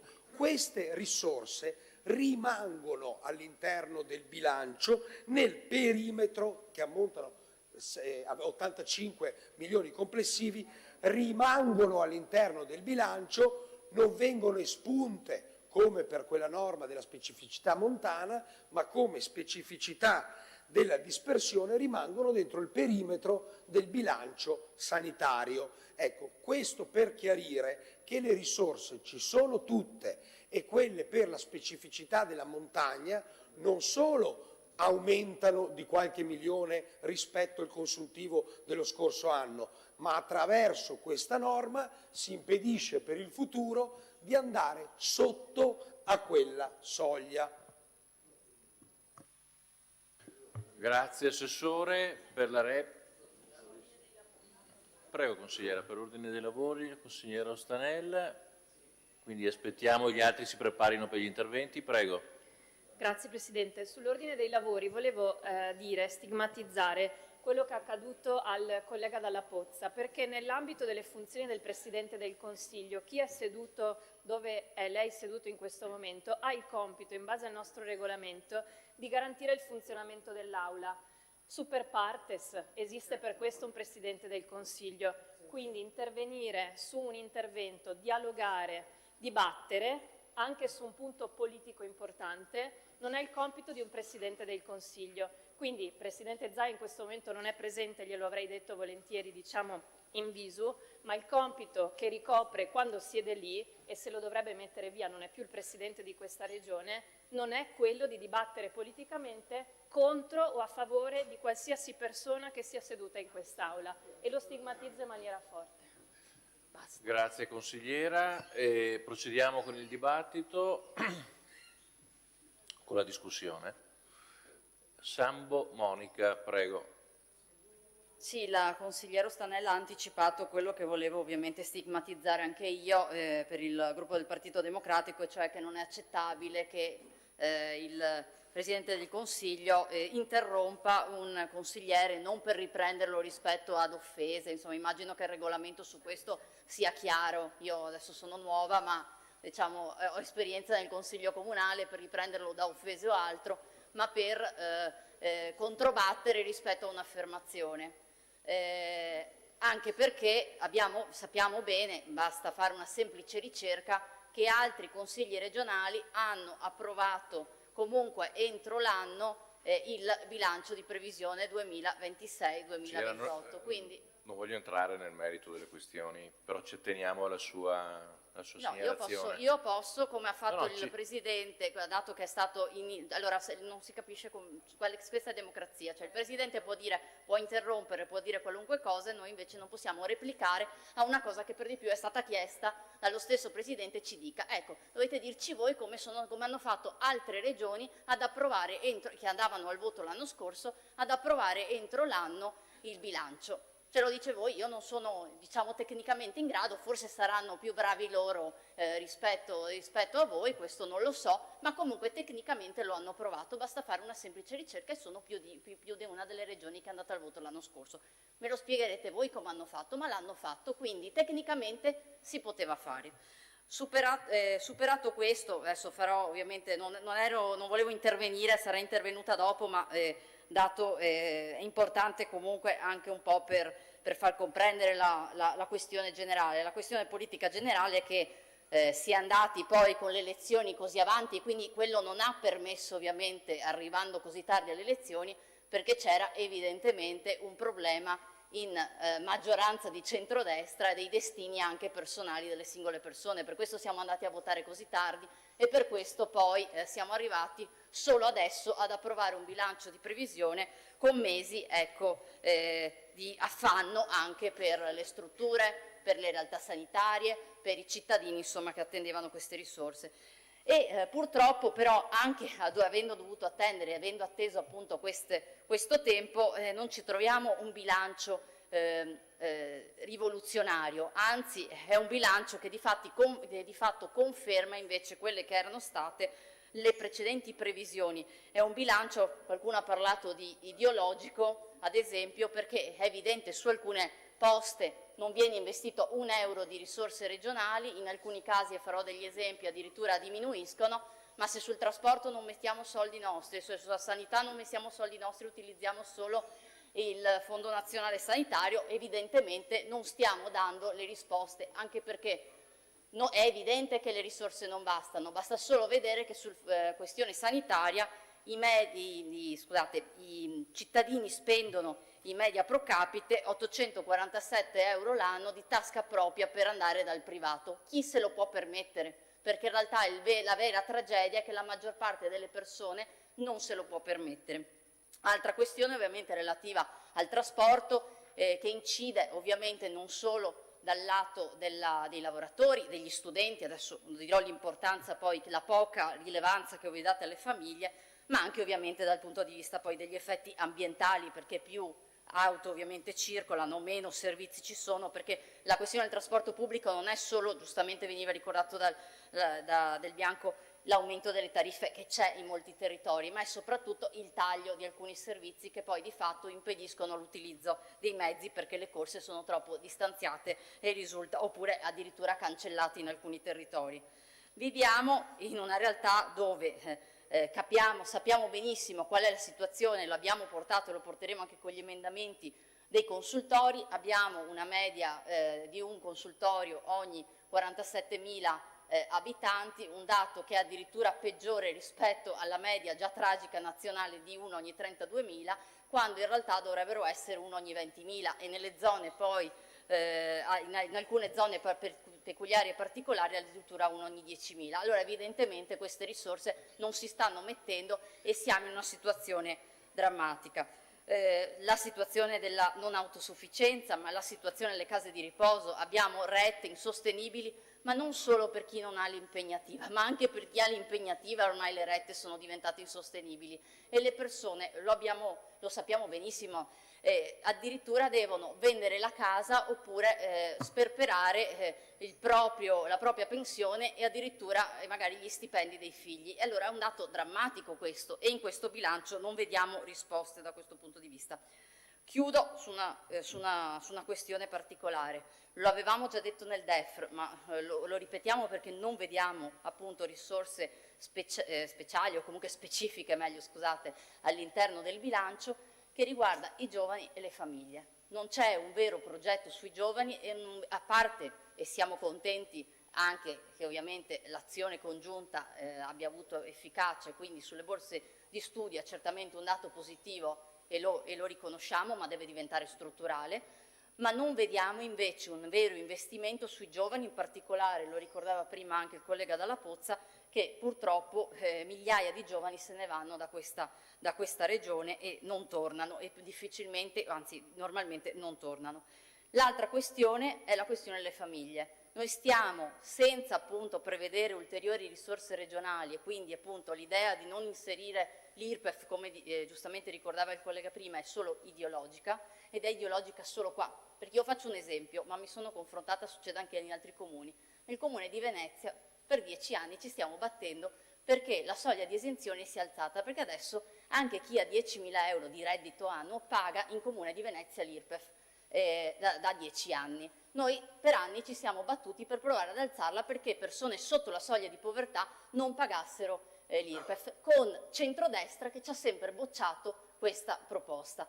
Di fronte invece qui dove si chiede di inserire l'IRPEF per chi ha redditi con più di 50.000 euro, ci viene detto che non si tassano i veneti. Allora dovete decidervi anche voi, perché mi diceva che la stessa cosa accade a Chioggia piuttosto che in altri comuni di centrodestra. Allora dovete mettervi d'accordo anche voi, si può tassare nei comuni e non si tassano i veneti, e si tassano invece sempre i più poveri e non si tassano i più ricchi, perché questa è l'idea e la prospettiva del centrodestra ovviamente. E chiudo dicendo, c'è un dato fondamentale, io mi sentirete ripeterlo ad ogni consiglio, la questione relativa alle famiglie. Questo Veneto e il centrodestra in generale, anche a livello nazionale, non investe sulle famiglie. Abbiamo citato la questione dei trasporti, la questione della scuola, ma la questione anche dei servizi fondamentali come quelli degli asili nido e delle scuole dell'infanzia. Non ci sono risorse in più, anzi da bilancio noi abbiamo addirittura con l'ultimo bilancio risorse in meno rispetto a quelle che venivano investite prima, perché si prendono quelli nazionali e si tolgono quelli regionali. La cifra è la stessa, per cui di fatto risulta la stessa, però si sono sottratti. Invece che aggiungerne, perché faccio solo un esempio, il voucher degli asili nido non copre attualmente, non copre tutti perché arriva a 22.000 euro, ma non copre nemmeno chi fa domanda e sarebbe idoneo per ricevere i soldi. Eppure invece che aggiungere soldi, almeno nell'ultimo bando e l'ultimo stanziamento sono state previste le stesse risorse. Anche su questo ovviamente interverremo, perché per noi è inutile parlare tanto di famiglia, di natalità e di necessità di fare più figli, quando poi le condizioni per le famiglie, in particolare per le donne, non ci sono nemmeno a bilancio.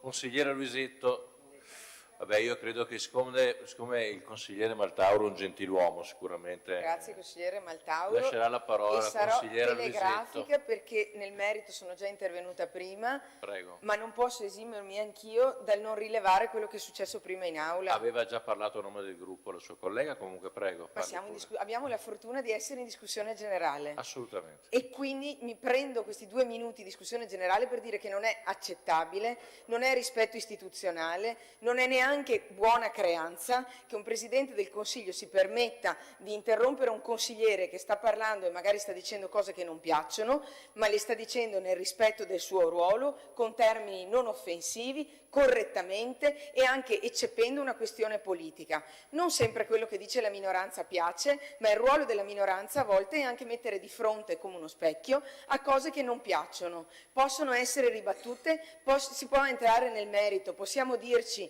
che non siete d'accordo, che non è questa la linea, che non è questa la condivisione, ma non è accettabile che il consigliere Della Pozza sia stato interrotto nel modo in cui è stato interrotto prima. Non è rispetto istituzionale. Grazie. Passo la parola al consigliere Maltauro. Prego. Sì, grazie Presidente. Visto che siamo in vena di rilevazioni e di stigmatizzazioni, credo, Presidente Rucco, non sia difficile rilevare come i colleghi della minoranza in questi ultimi interventi abbiano dato estro a un'intensa part destruens, che per carità, per un'amministrazione che ha sulle spalle poco più di 90 giorni, per me è di difficile comprensione, ma forse stabilisce il diverso approccio tra chi fa politica per e chi più è attento, più vocato, più curioso nel far politica contro. Se ci fosse talvolta però, Presidente, anche metà dell'energia nell'avanzare qualche proposta, forse la discussione sarebbe più ricca. Oggi ho solo visto quello che non vedete, non registrate, non vi va, non funziona, non c'è.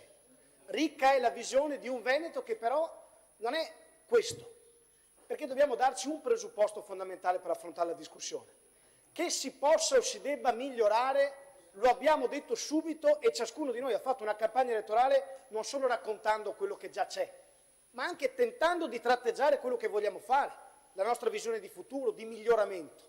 Però dirci oggi che al di fuori del Veneto si stende un campo fiorito, un cuscino comodo su cui adagiarsi e che qui è tutto un disastro, questa è una frottola immane. Oggi il Veneto ha un PIL che supera l'Emilia-Romagna, ha un PIL pro capite superiore ai 42.000 euro, 820 euro in più rispetto all'ultimo anno, 2.000 euro in più rispetto alla media nazionale, l'11% in più rispetto ad alcune delle regioni amministrate dal centro-sinistra a noi vicine. Oggi in Veneto l'occupazione è al 70%, in Italia è al 60%. Abbiamo sviolinato con una certa energia tutti i primati in cui noi non siamo davanti, senza però accorgerci che c'è anche qualche primato per la nostra regione, dall'occupazione al turismo, alla produzione, all'industria, al manifatturiero. Però forse la discussione sarebbe stata oltre le 30 ore se noi citassimo la fotografia e l'affresco in cui la nostra regione oggi si trova. Ora, un esercizio di onestà, un presupposto fondamentale, imprescindibile per avanzare una discussione seria, credo che sia doveroso nei confronti dei veneti. Come è altrettanto doveroso, cari colleghi della minoranza, dirci che non va tutto bene, che qualcosina si può migliorare. È il nostro approccio? Noi siamo qua e abbiamo chiesto la fiducia ai nostri elettori, non solo per registrare passivamente quello che già c'è, ma per avanzare qualche proposta nell'ottica di un miglioramento. E per noi il miglioramento, per me, passa anzitutto da un approccio e noi credo che l'abbiamo testimoniato nelle ultime ore. Il miglioramento non è solo la statuizione della maggioranza, l'imposizione di chi governa, è la comprensione di una discussione che fa sintesi anche nel contributo delle minoranze. E io credo che noi abbiamo fatto una cosa molto significativa, che oggi voi con un certo esercizio dialettico in parte sconfessate, ma che è agli atti. Il 40% degli emendamenti presentati sul documento di economia e finanza regionale, questa maggioranza lo ha accolto, convinta, curiosa del contributo anche di chi non la pensa come noi. La prima legge regionale che il Presidente Alberto Stefani ha dichiarato come meritevole di incoraggiamento, di supporto, di approvazione, non è a firma della maggioranza, è a firma della collega intervenuta poco fa Luisetto, della minoranza. La prima delibera su un tema tanto caro a voi quanto a noi, penso al piano casa, dimostrazione che il confronto come metodo per il miglioramento per noi ha un valore. E la parte costules dalle vostre parti credo che aleggia con maggiore difficoltà. Un miglioramento che passa dal contributo delle opposizioni, che con grande piacere, con grande comprensione, con grande rispetto e considerazione abbiamo tentato di esprimere, ma che passa anche dalle scelte politiche. E un'altra cosa che non trovo veritiera è che questo bilancio, seppur in pochi mesi assemblato con una certa difficoltà, un certo impegno, una certa energia, non faccia delle scelte. Perché dire che qui noi non facciamo scelte politiche è una falsità. Quasi 70 milioni sugli anziani, sulle famiglie che hanno anziani a carico. Lo abbiamo detto per mesi in campagna elettorale, uno dei primi provvedimenti finanziari è inserire in questo bilancio una cifra importante, significativa su questo tema. Abbiamo sbloccato l'avanzo anche sul tema della sanità, passando da una possibilità, da una capacità di spesa di 60 milioni a 160 milioni, aggiungendo milioni di euro a un tema che a noi sta a cuore. 4 milioni e mezzo per la formazione della medicina territoriale, l'abbiamo raddoppiata, è una scelta politica. Togliere qualche risorsa dai 2000 capitoli e inserirla in alcuni temi su cui ci siamo spesi e su cui più di 1 milione di veneti ci hanno dato la fiducia. Ora, sono scelte precise, che non coinvolgono solo alcuni dei temi che voi avete sviscerato, ma altri che non ho sentito propriamente nelle corde, se non da qualche collega dei gruppi più appartenenti al centro. Ed è il tema della capacità e della possibilità del nostro tessuto produttivo di essere competitivo.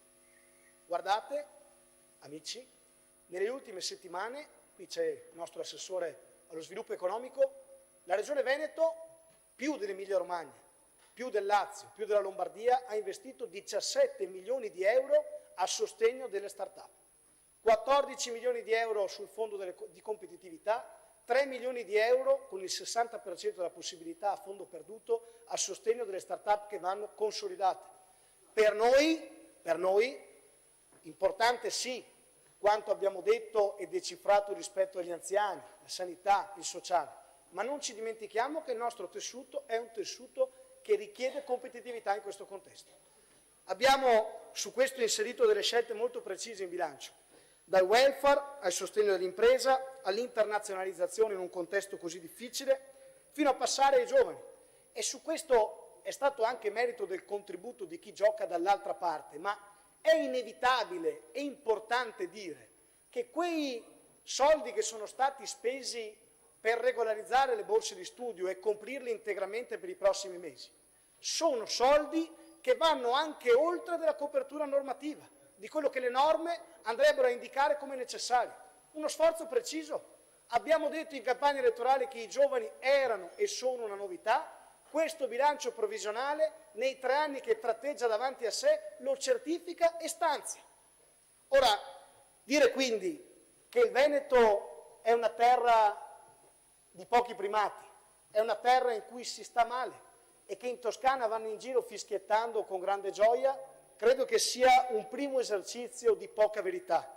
Dire che il confronto che questa maggioranza ha dimostrato, non solo nel documento di economia e finanza, ma in tutto il processo in cui il bilancio si è snodato, seppur con la difficoltà che questi mesi potevano comportare, visto il periodo e visto la nuova amministrazione, credo che sia una falsità. Il confronto c'è stato, ampio, significativo, nuovo. Come dire che le scelte che non erano previste in realtà ci sono, parlano chiaro, sono precise e rispondono alla visione di quelle centinaia di migliaia di veneti che hanno confermato ancora una volta, oltre al 60%, la bontà del buon governo del centrodestra dopo 15 anni che eravamo in corsa. Evidentemente qualcosina, magari misurato, magari per voi poco attento, di buono l'abbiamo impostato. Bigon.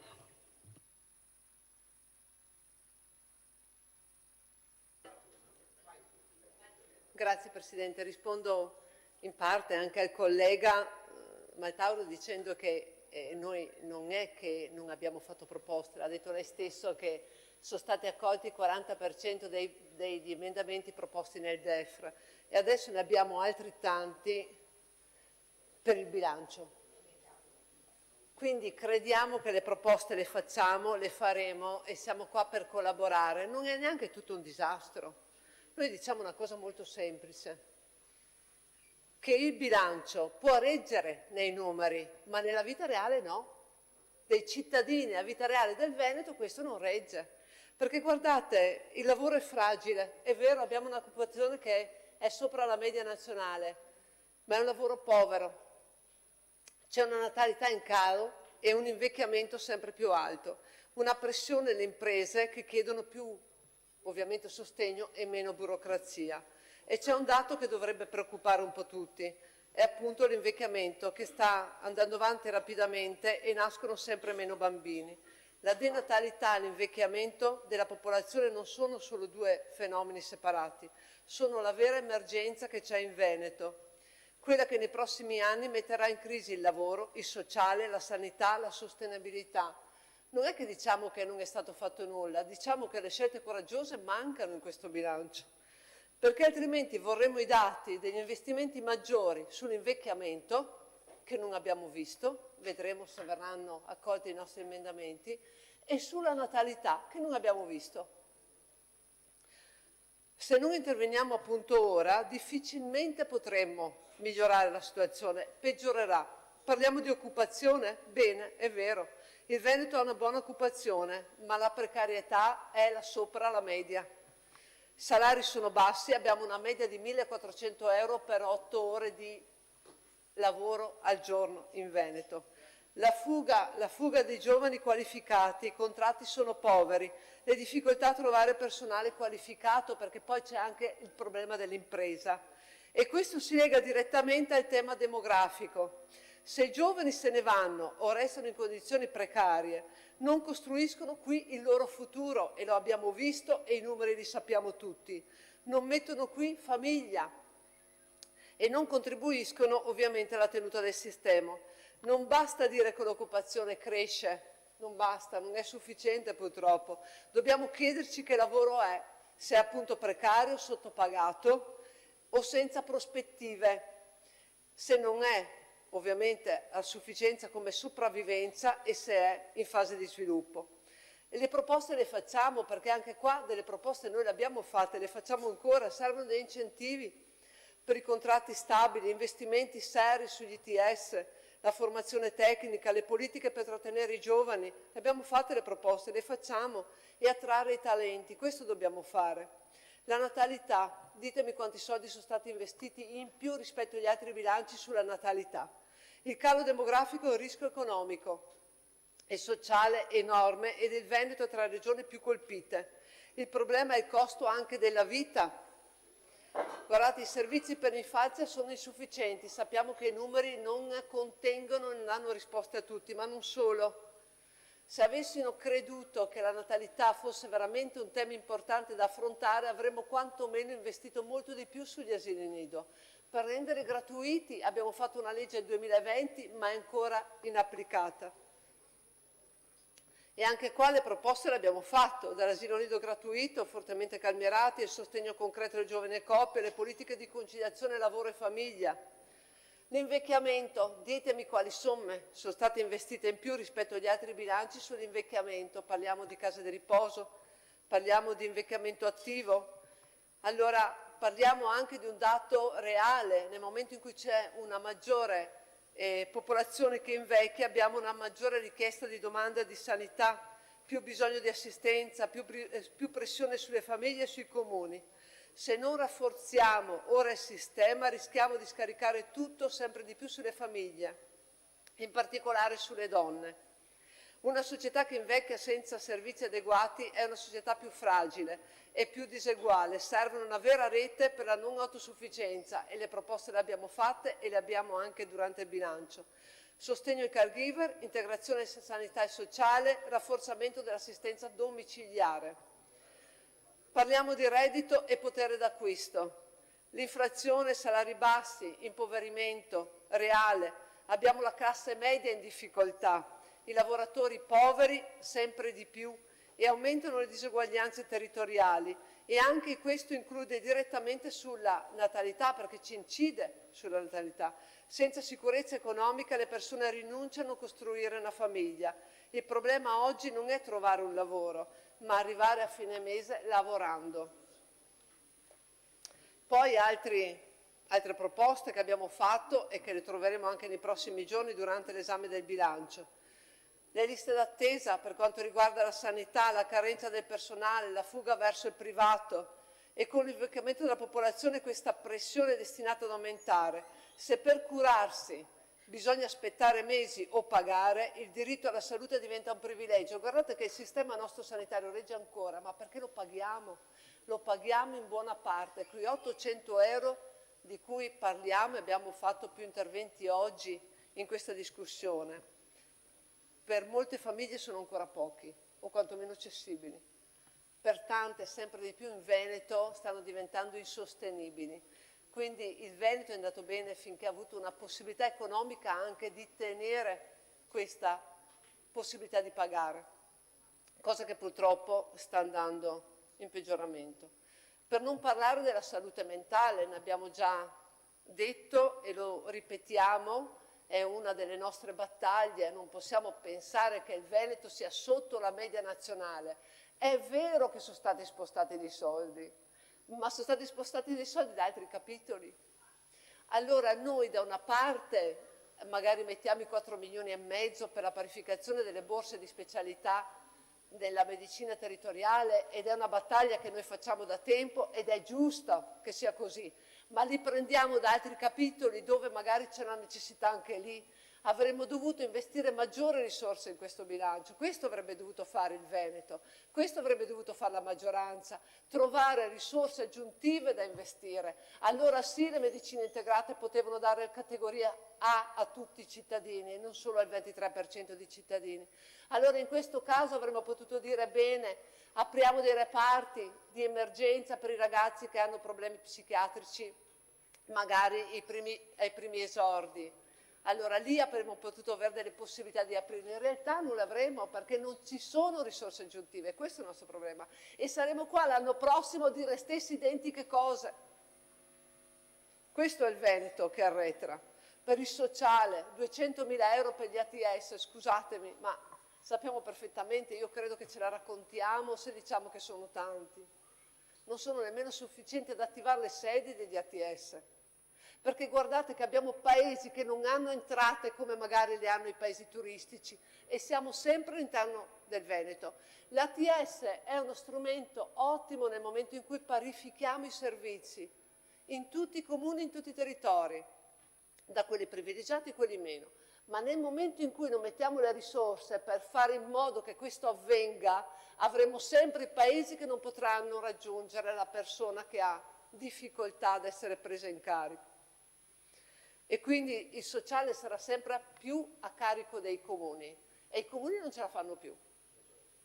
Perché abbiamo comuni dove ci sono 4 milioni di euro di entrata per parcheggio, perché magari sono in una zona turistica. E abbiamo comuni che se mettiamo i soldi per parcheggiare non vengono nemmeno i cittadini a fare la spesa. Quindi dobbiamo cercare di intervenire anche a sostenere quei comuni che non hanno le disponibilità economiche di tanti altri. Ma questo la Regione Veneto mi deve dire dove ha messo questi soldi, perché non ci sono. Allora, se abbiamo due emergenze, natalità e invecchiamento, soldi in più in questi due settori non li abbiamo. E quelli che abbiamo messo li abbiamo presi da altri. Quindi io credo che veramente non è un disastro, ma manca di coraggio questo bilancio. Grazie. Chomsky.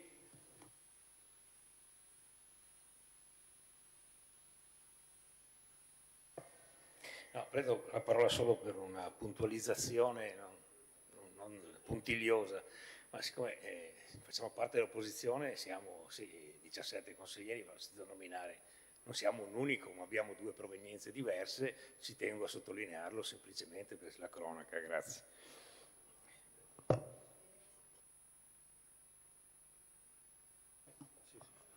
Ci sono altri interventi?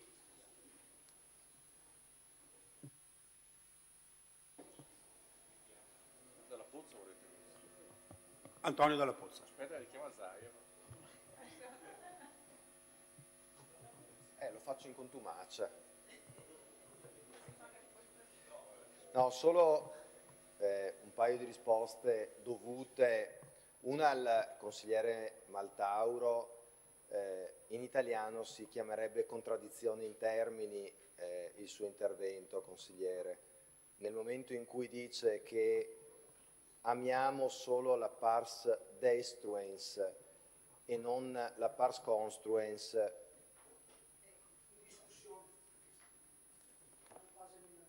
Beh, riteniamo, visto che avete unificato nel DEFR in un unico provvedimento la parte emendativa con la parte di discussione, non abbiamo mai slegato la questione. Quindi noi riteniamo che la nostra pars construens sia questa, più quelli che troverete.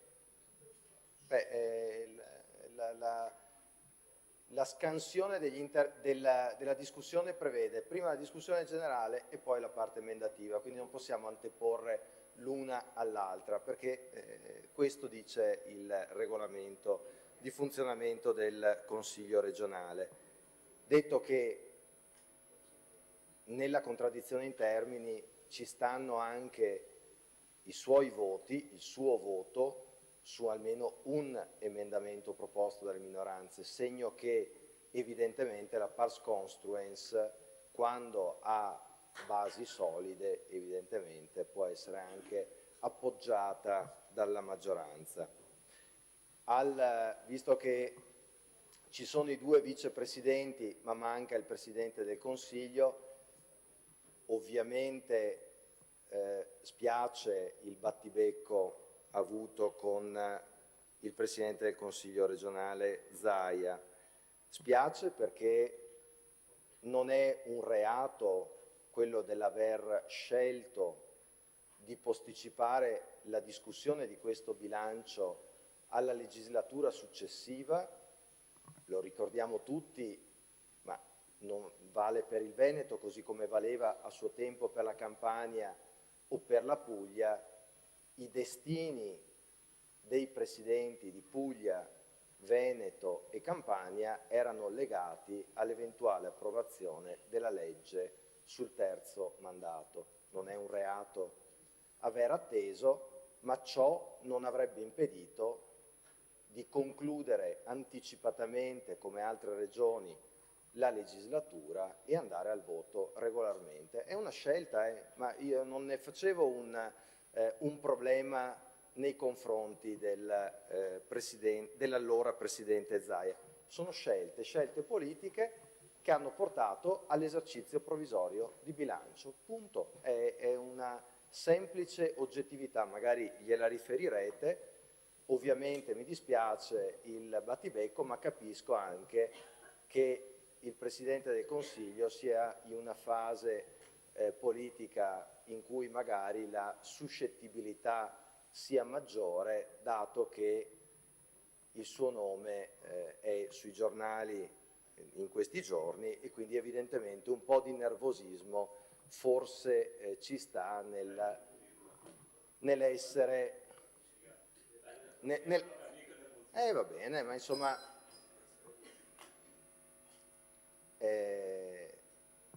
si potrebbe concludere dicendo che tutti ovoe ma nessun lotoe, e quindi capisco anche il nervosismo che c'è in questo momento.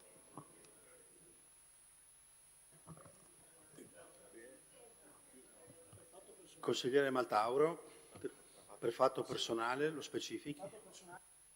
Citato solo per dire che lungi da me criticare la vostra manovra emendativa, peraltro cospicua, vuol dire che avete tante osservazioni. Io dicevo in discussione generale, credo che rientri nel mio diritto di critica politica, ho valutato gli interventi molto intensi sulla parte di ciò che non funziona e un po' meno attenti a indicare anche qualche proposta.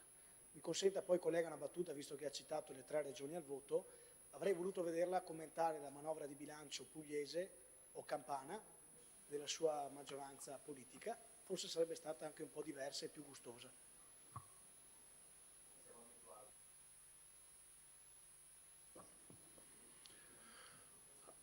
Del Bianco. E si vuol far finta di non capire anche quello che diceva adesso sulla data del voto il consigliere Dalla Pozza.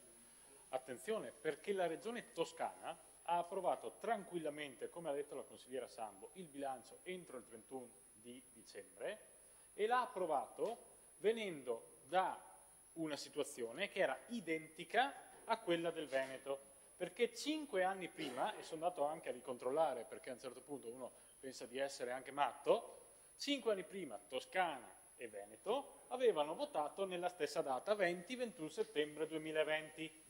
La Toscana però, al contrario della regione del Veneto, ha scelto di andare a votare prima, in ottobre, di modo che si potesse essere nei tempi per votare il bilancio entro il 31/12. Il Veneto invece ha scelto di andare a votare a novembre inoltrato, e così facendo non ha potuto votare il bilancio entro il 31/12 e arriviamo tra l'altro 5 mesi dopo.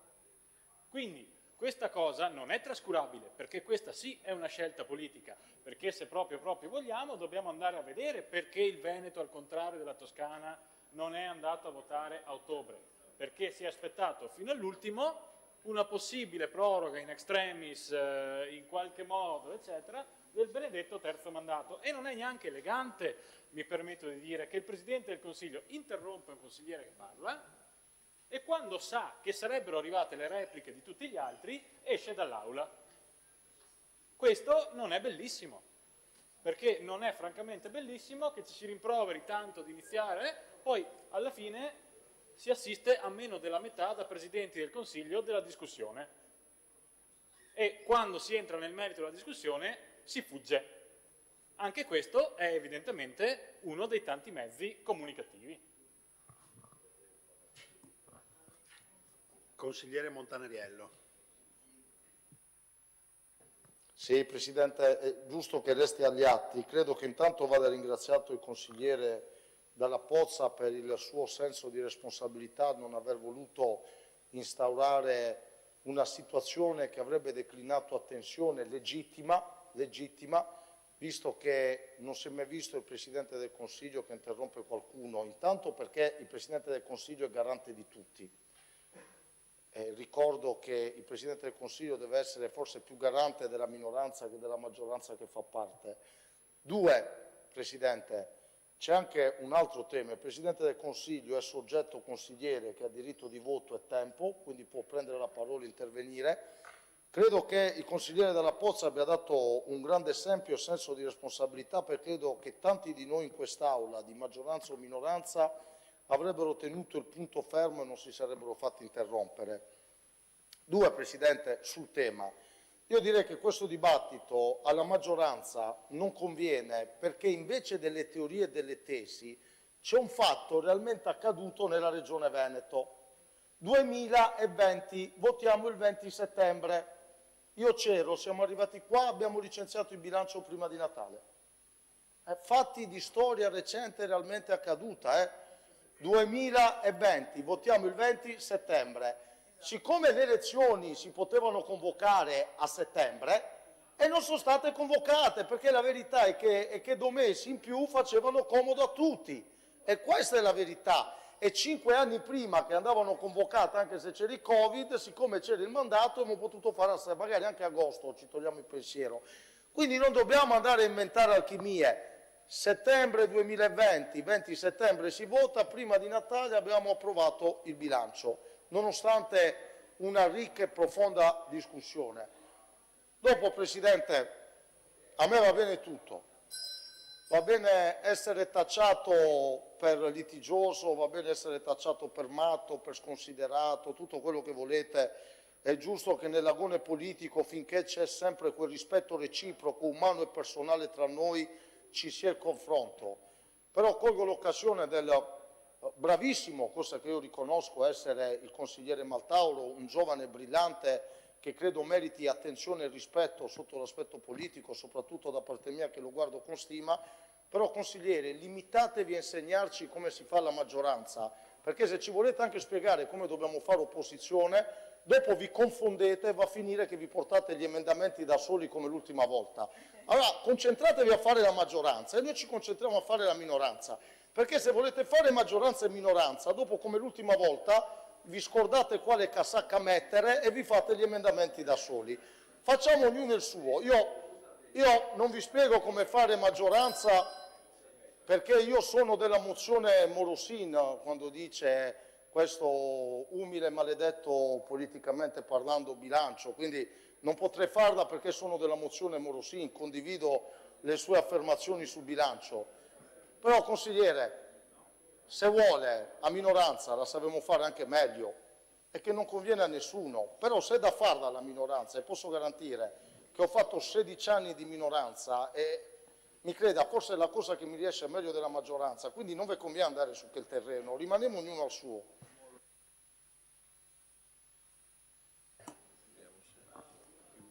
Ci sono altri interventi? No, non vedo l'assessore Giacinti se voleva fare eventuali repliche, quindi diamo, come dire, la sua assenza come non volontà di farlo. Allora io chiudo la discussione, sospendo la seduta ed è convocato l'ufficio di presidenza della prima commissione per l'esame degli emendamenti in sala Legni. Gli assessori, sì.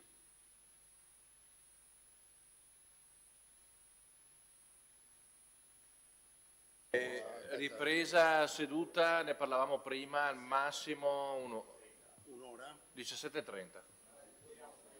No, perché altrimenti andiamo lunghi e...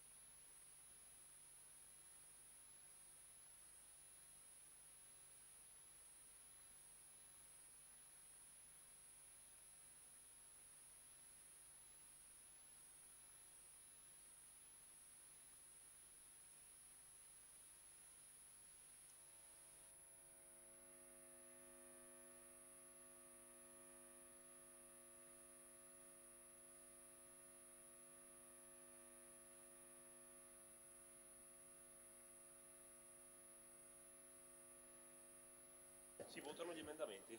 Prego, Serve che gli se volete prendere posto, grazie. Sì, va bene, dice parere contrario. Sì, boh. se no perdiamo Vabbè. tempo. Cioè, se voglio fosse un minuto. No. Quali sono? Allora.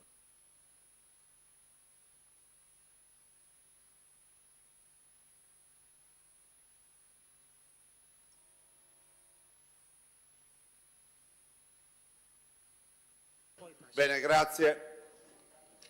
La discussione generale è chiusa e passerei all'analisi, alla votazione degli emendamenti. Allora partirei dall'emendamento, partiamo dagli articoli, scusate se chiudete.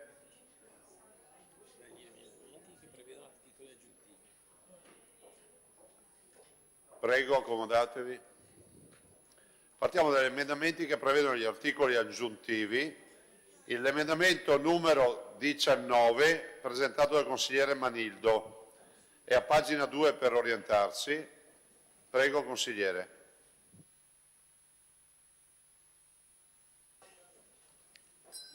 Grazie Presidente.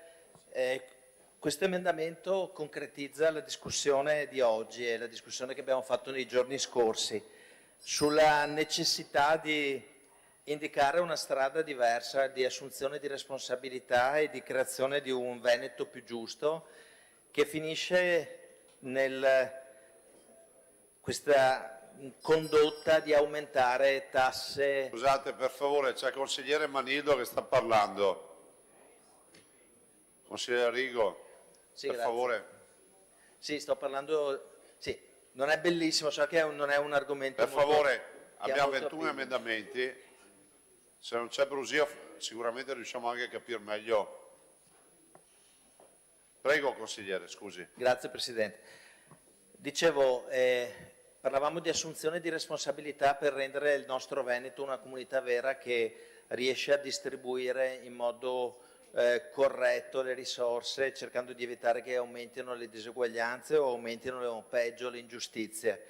Ingiustizie a cui come classe politica dobbiamo cercare di far fronte. È un momento difficile, l'abbiamo detto, ci sono tante emergenze, l'abbiamo sentito anche oggi nel colloquio che con i capigruppo abbiamo fatto con il sindacato della CGIL, ci ha ricordato la situazione di tutti gli anziani Per favore.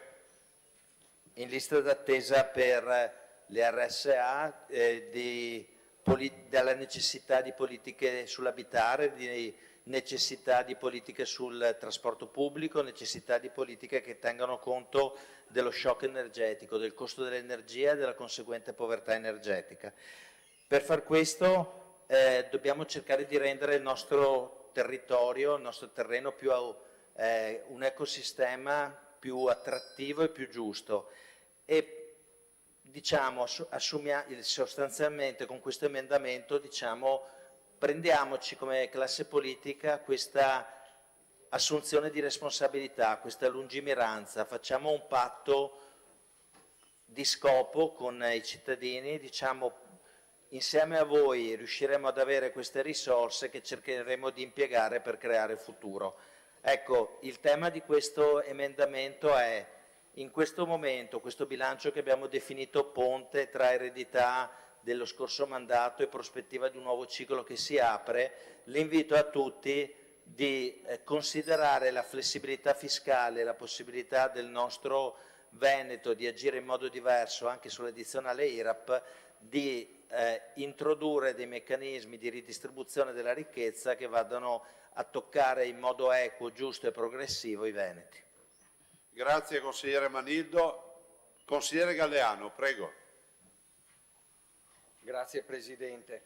Io volevo riprendere per qualche piccola chiosa, visto che qui ci sta di fatto la risposta alla critica che abbiamo sentito in qualche intervento sul fatto che non abbiamo avanzato proposte. Qui ci sono 210 milioni di euro di proposte, quindi una pars construens concreta, forte, pubblica e chiara.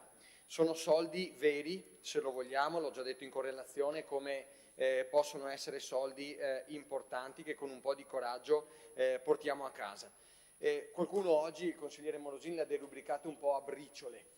Ecco, io penso che certo, se le vediamo nel complessivo, sono una parte piccola del nostro bilancio, però ci sono persone che campano con quelle briciole. Abbiamo declinato in maniera puntuale in quella quindicina di proposte concrete per affrontare subito in maniera emergente e con emergenza alcune urgenze del nostro Veneto e ripeto, sono briciole che possono cambiare le sorti a un po' di persone. L'abbiamo visto sulla salute mentale, lo possiamo fare sulla disabilità, sulle impegnative per gli anziani nelle strutture, lo possiamo fare per il dissesto idrogeologico e quindi la sicurezza del nostro territorio, davvero tanti fronti. Ecco perché per quanto possono essere misure piccoline in senso quantitativo, possono avere invece un grande valore e certo dobbiamo sicuramente guardare in prospettiva quali possono essere le soluzioni strutturali per rendere migliore il contesto socio-economico del nostro Veneto, in cui navigare con il nostro Veneto, però io penso che la bravura, visto che la contingenza e l'urgenza è a oggi, cioè le famiglie sono con l'acqua alla gola oggi, la bravura di questa assemblea dovrebbe essere quella di tenere insieme, di contemperare proprio l'urgenza con la prospettiva, con un criterio però importante, perché accogliere questa proposta vorrebbe dire riaffermare un principio, che è quello della giustizia grazie a una politica redistributiva, perché io questo lo voglio ricordare ripetendo alcuni numeri che ho elencato questa mattina. È una manovra che toccherebbe meno del 7% della popolazione veneta, dai 50.000 euro di reddito in su all'anno, con in questa prima fascia circa 9 euro al mese, quell'abbonamento a Netflix di cui parlava il consigliere Trevisi, circa 9 euro al mese a persona, e capite quindi con un'incidenza piccola, visto che, lo riaffermo, non è certo oggi definibile ricco il ceto medio, però di fatto c'è un 93% della popolazione che sta peggio, che fatica, e quindi se noi riaffermiamo, oltre che portare a casa qualche briciola, riaffermiamo anche fortemente un principio di redistribuzione e quindi di giustizia all'interno delle nostre comunità, io penso che possiamo fare solo che bene alla nostra comunità, anche in termini di fiducia, perché la coesione sociale, la fiducia all'interno della comunità abbiamo visto essere quella infrastruttura, quel motore fondamentale che è la base proprio anche poi per far ripartire, per rendere il nostro territorio competitivo, attrattivo, sostenibile sotto i punti di vista ambientale, sociale ed economico. Ecco perché io penso che, nonostante siano briciole per qualcuno, una risposta concreta può arrivare e sarebbe un segnale forte di quanto cogliamo, siamo connessi con le difficoltà dell'attuale contingenza e quindi cerchiamo di attivare le leve possibili per dare le necessarie risposte. Grazie. Grazie consigliere. Allora, se non ci sono altri interventi metterei al voto l'emendamento numero... Ah no, scusate. Consigliere Cunegato. Consigliere Sumschi. Allora, per quanto riguarda questa proposta, noi quando si tratta di parlare di tasse in aumento abbiamo sempre qualche massima prudenza.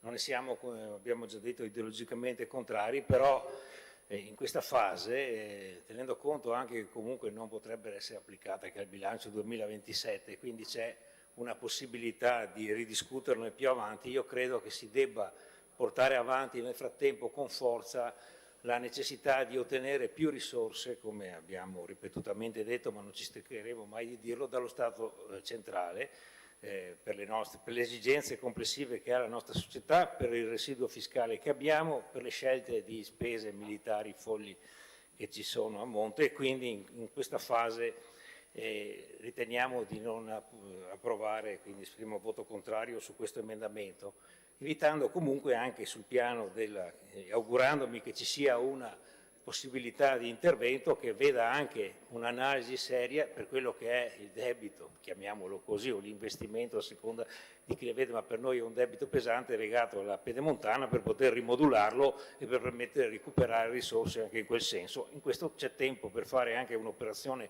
approfondita su questo ambito, su questo settore, e poi eventualmente per il bilancio 2027 ovviamente potranno essere fatte altre valutazioni alla lunga, anche alla luce, ahimè, anche dell'evoluzione del momento economico nella situazione di turbolenza, chiamiamola così, mondiale. Grazie consigliere. Consigliere Cunegato. Sì, grazie Presidente.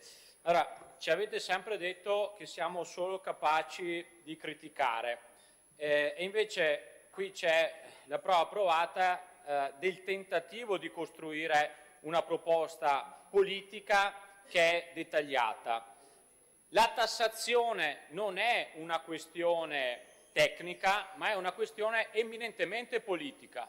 È il modo in cui io decido di tassare le persone rivela il modo in cui io intendo la società.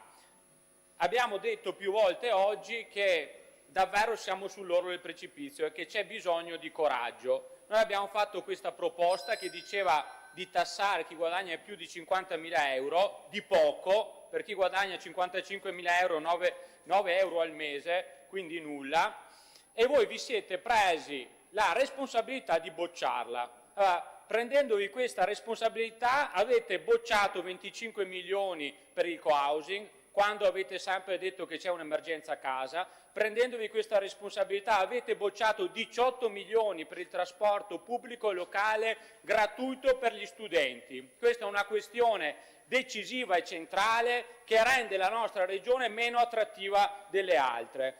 Vi siete presi la responsabilità di bocciare 10 milioni per la salute mentale in una regione dove solo il 24% dei centri di salute mentale è aperto quanto dovrebbe. Vi siete presi la responsabilità di bocciare 10 milioni per la disabilità in una regione dove è in crisi la neuropsichiatria infantile, è in crisi l'integrazione scolastica, dove abbiamo detto oramai le persone con disabilità sono costrette a comprarsi le scarpe, sono costrette a comprarsi anche tutti gli ausili della carrozzina. Vi siete presi la responsabilità di bocciare un emendamento che dava 8,5 milioni alla cultura, nella regione che spende meno di tutti in cultura, in una regione dove davvero questo sarebbe importante per essere anche più attrattivi. No, la cultura, come dire, è una droga che dà indipendenza, come mi piace ricordare, quindi crea una crescita, come dire, personale, umana per tutti,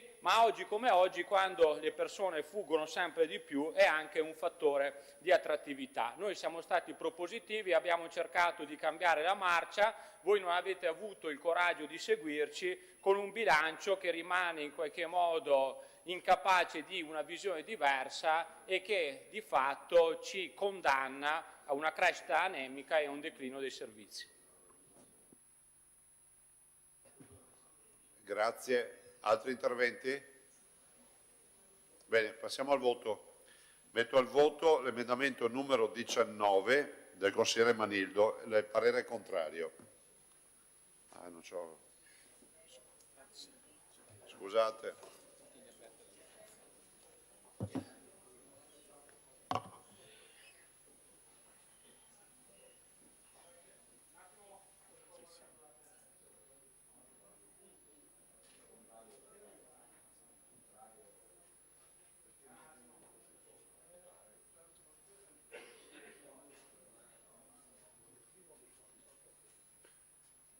Chiusa la votazione.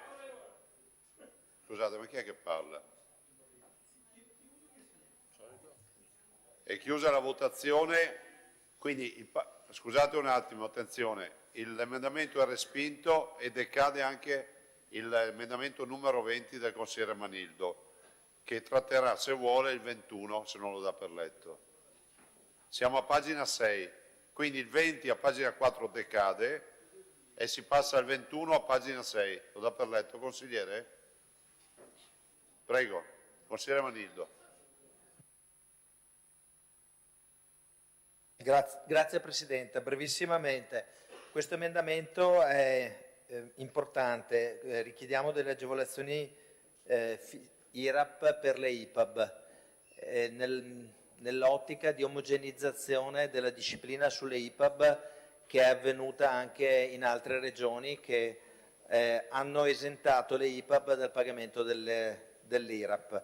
Questa è una misura fondamentale, importante ed è un primo passo che ci dovrà stimolare tutti dopo una rincorsa durata 25 anni per arrivare alla riforma della IPAB e finalmente riuscire con questo Consiglio regionale a fare una riforma delle IPAB.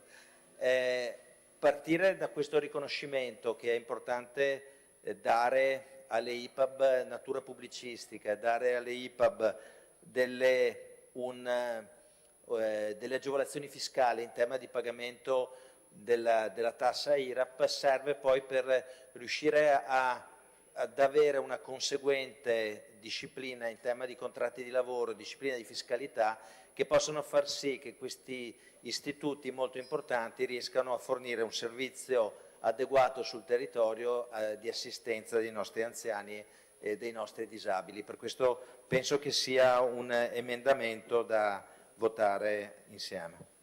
Grazie consigliere. Consigliera Luisetto. Intervengo anch'io a sostegno di questo emendamento, soprattutto facendo riferimento a quella che è la situazione attuale delle IPAB, che sappiamo hanno un regime fiscale molto diverso dalle realtà invece che hanno un regime privato. Perché? Perché sia la malattia, le maternità, tutto quello che riguarda il personale, il tema IVA, hanno un peso diverso nelle realtà pubbliche di assistenza ed è per questo che agevolarle togliendo appunto questa tassazione, riducendo questa tassazione rappresenterebbe un segnale di attenzione importante. Sappiamo bene quante sono le strutture in Veneto, quanti sono i posti in attesa, ma anche la difficoltà della sostenibilità di queste realtà che sono per gli anziani per la maggior parte, ma riguardano anche realtà per minori. Quindi l'auspicio è che questo primo emendamento porti alla luce quella che è una situazione di fragilità nota, ma forse non abbastanza considerata e che sia il primo passo per cambiare veramente le cose, dare loro una sostenibilità economica che è ormai vitale. Grazie consigliera Luisetto. Se non ci sono altri interventi metto al voto l'emendamento numero 21, pagina 6, parere contrario.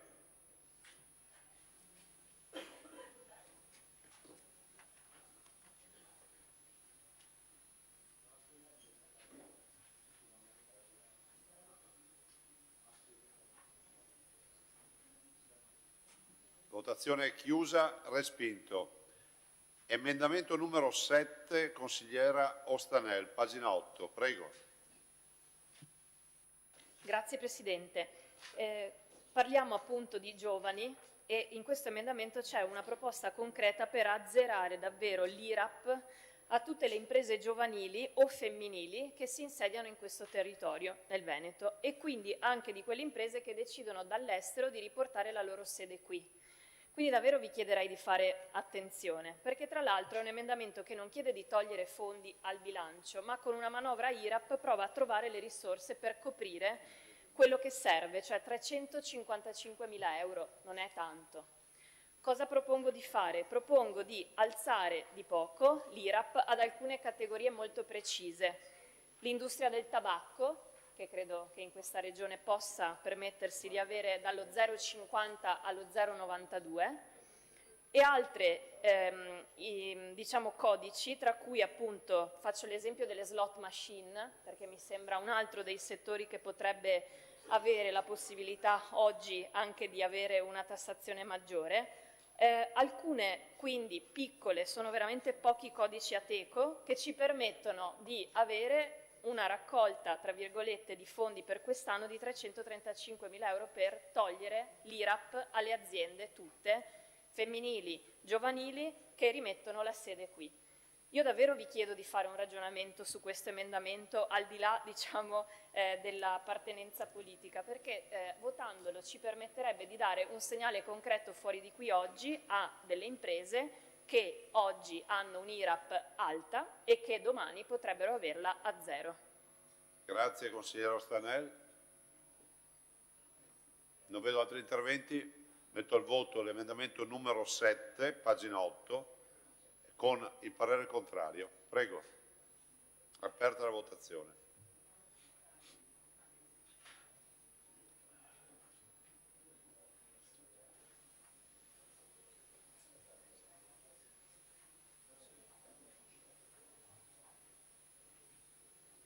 Chiusa la votazione, respinto. Emendamento numero 22, l'ultimo degli articoli aggiuntivi del correlatore, a pagina 9. Consigliere Galeano. Se lo vuol dare per letto, lo mettiamo al voto, il parere è negativo, è contrario. Emendamento numero 22, pagina 9, tra gli articoli aggiuntivi. Aperta la votazione, parere contrario della Commissione.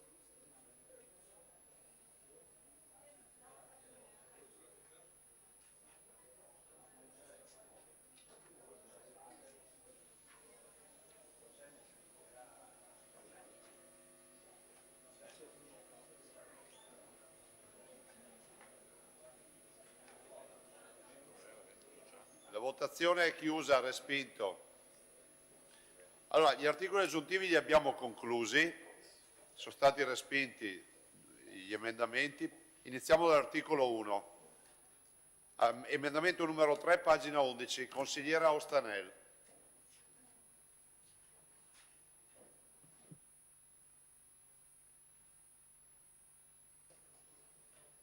Vado? Grazie Presidente.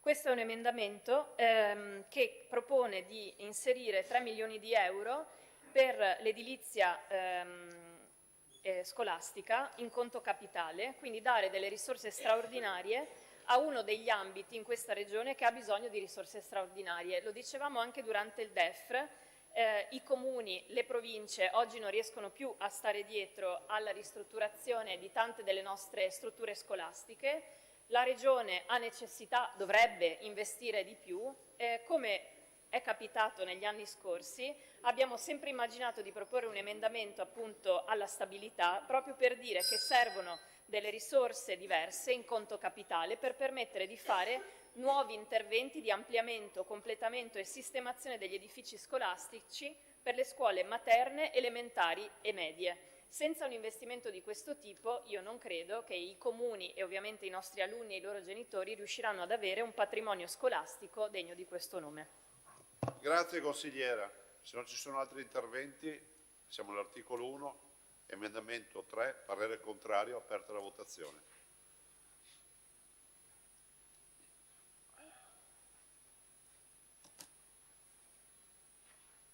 Chiusa la votazione, respinto. Emendamento numero 4, Assessore Cunegato, pagina 12. Prego. Ah, scusa, consigliere Cunegato. Lo so che ha fiducia in me, Presidente. Allora, Prego? No, un i lapsus sogni non si negano a un lapsus nessuno. freudiano, il Presidente. Prego. Allora, questi più che sogni sono suoi desideri e si avvereranno. Allora, Vabbè, non cito Walt Disney, se no non finiamo più. parliamo sempre di scuola. La camicia, cosa? Allora, no. Ah, devo mettere dentro la camicia, sì, scusa. Allora, grazie consigliere Soranzo, è il mio shopping assistant. Allora, parliamo di scuola, noi stiamo veramente in questi giorni stiamo discutendo molto del disagio giovanile e anche rispetto a degli episodi di cronaca davvero drammatici. Io sono un uomo di scuola, non ho mai smesso di andare a scuola, non perché sia stato bocciato eternamente, ma perché insegnavo, fino a qualche mese fa, quando per venire qua sono stato prepensionato. Avevo anche chiesto di continuare, non mi hanno lasciato. Allora, io volevo dire che davvero il nostro Paese non investe nella scuola, non investe per niente negli stipendi dei docenti, siamo i meno pagati d'Europa. A me ha sempre colpito una cosa, che i docenti italiani prendono metà dei docenti tedeschi, e uno dice vabbè, i tedeschi sono ricchi, ma prendiamo il 50% in meno degli spagnoli. La Spagna non è un paese più ricco di noi. A me piace ricordare che i due paesi dove la scuola funziona meglio, per quanto i test OCSE PISA siano criticabili, sono la Finlandia e la Corea del Sud, che sono due sistemi pedagogici agli antipodi, vero? Perché la Finlandia ha un sistema cooperativo, fricchettone diremmo noi, no? Mentre la Corea del Sud ha un sistema ipercompetitivo. Che cosa hanno in comune questi due paesi? Strapagano gli insegnanti. Perché questo è importante? Perché è evidente che se io pago molto gli insegnanti, i più bravi faranno gli insegnanti nella società. Se io invece li pago poco, chi fa l'insegnante? Cunegato, no, a parte scherzi. Se io pago poco gli insegnanti, come dire, per la legge della domanda e dell'offerta, no. Quindi pagare poco gli insegnanti significa credere poco nella scuola, ma noi abbiamo anche un problema di edilizia scolastica, lo diceva prima la consigliera Ostanelli.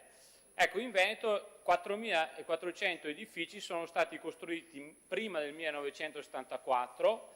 Allora, ci sono stati interventi davvero importanti col PNRR, questo è stato un fattore importante di modernizzazione degli edifici scolastici, ma vi assicuro che per chi frequenta la scuola ci sono ancora molti edifici vetusti e in parte non proprio sicurissimi.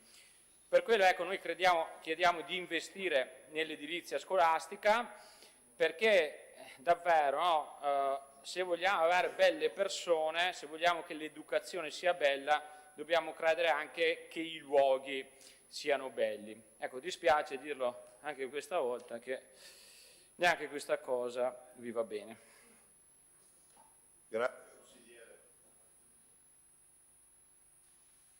Ti metterei in votazione l'emendamento 4 del consigliere Cunegato con il parere contrario.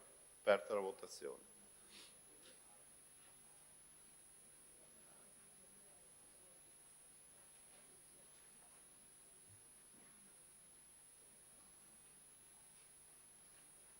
Chiusa la votazione, respinto. Emendamento numero 10, pagina 14, consigliera Ostanel. Lo diamo per letto? Grazie consigliera. Al voto, aperta la votazione, parere contrario. Siamo a pagina 14, numero 10. Chiusa la votazione, respinto.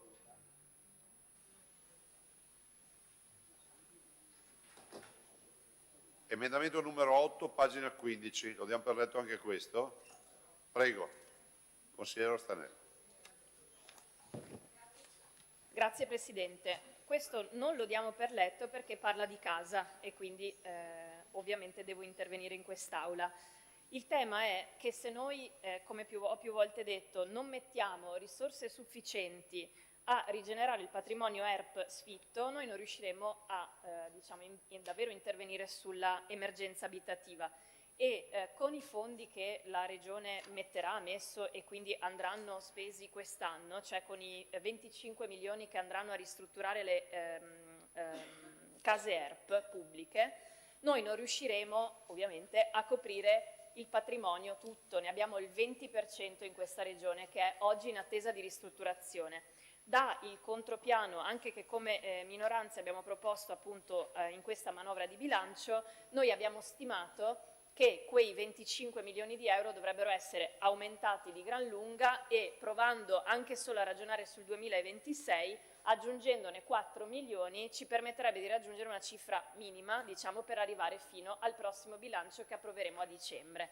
Quindi facendo proprio dei conti della serva, noi proponiamo oggi di aggiungere 4 milioni di euro, che per un bilancio come il nostro non sono tanti, anzi sono pochi, e per permettere di aggiungere a quei 25 milioni una dotazione economica giusta che ci permetta intanto di iniziare a fare quelle ristrutturazioni entro il 2026. Perché ribadisco questo entro il 2026? L'ho spiegato già settimana scorsa, ma ci tengo a ribadirlo. Se noi lasciamo degenerare il patrimonio ERP, l'anno prossimo, nel 27, ci costerà il 20% in più, nel 28 ancora il 20% in più. Quindi se noi non rigeneriamo ora, noi spenderemo il doppio, il triplo negli anni a venire. Quindi farlo ora significa anche risparmiare denaro pubblico e investirlo bene per il diritto alla casa. Grazie consigliera. Non vedo altri iscritti. Mettiamo al voto con il parere contrario l'emendamento numero 8. Siamo a pagina 15. Aperta la votazione. Parere contrario.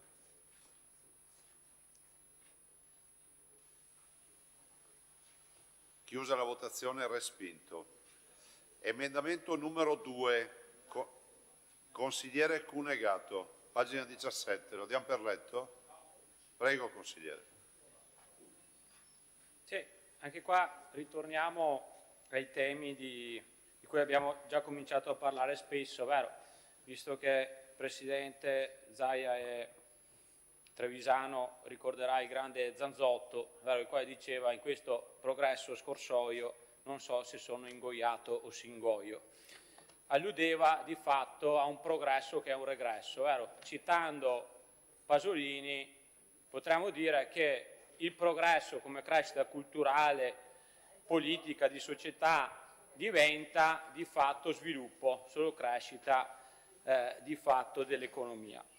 Oggi la consigliera Ostanella citava Le città di pianura, un film bellissimo che vi invito a vedere. È la storia di due cinquantenni, mettete a vedere Ruzza e un amico, che hanno un unico obiettivo, cioè fare in modo che l'ultimo bicchiere non finisca mai.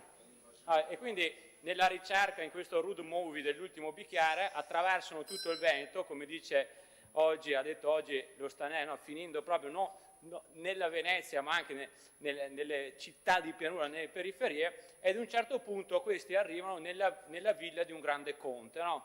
E questo conte ovviamente gli offre da bere, e il conte, che ha una villa del 600, è preoccupato perché gli deve passare una strada, e lui dice, a un certo punto dice: ormai il Veneto è diventato un'unica infrastruttura, non c'è più un luogo dove andare, no? Ecco, ne abbiamo parlato l'altra volta, la cementificazione ormai ha raggiunto dei limiti invalicabili, siamo arrivati quasi al 12%, abbiamo detto, ecco, credo che l'assessore Zecchinato ne sia consapevole, che la legge 14/2017 va riformata, perché una legge contro il consumo di suolo che ci porta sempre in vetta alle classifiche del consumo di suolo, è evidente che non funziona, no? E se io dico faccio una legge per diminuire il consumo di suolo, che sono sempre primo nella classifica ISPRA, è evidente che il consumo di suolo non lo riesce a limitare, quindi non funziona. Io dico anche che dovremmo uscire da una visione di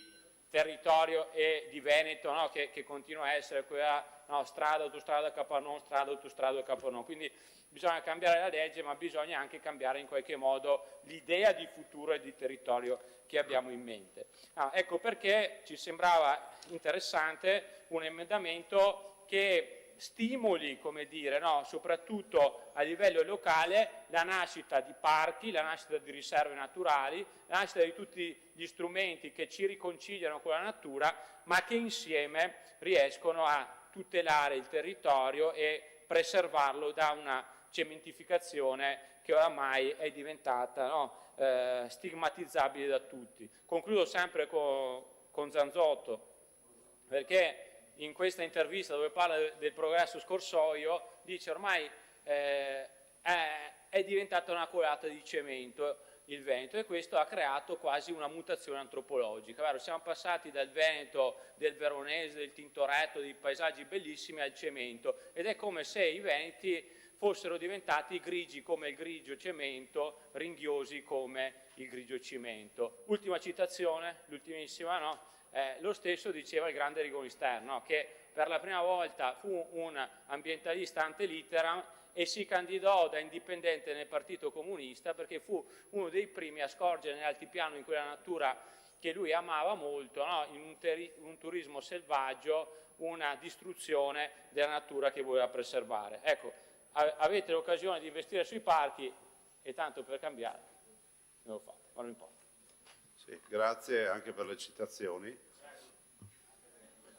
Cioè, mi viene in mente la citazione, se mi permettete, per rilassare un po', di un vecchio contadino che diceva che la cultura è come la marmellata, meno se ne ha più si spalma. E dopo te la spiego.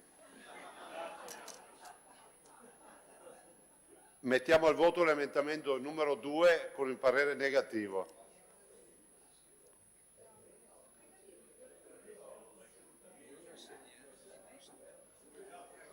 Cioè, parla sulla citazione. Emendamento respinto. Non l'avete ancora capita? Sì.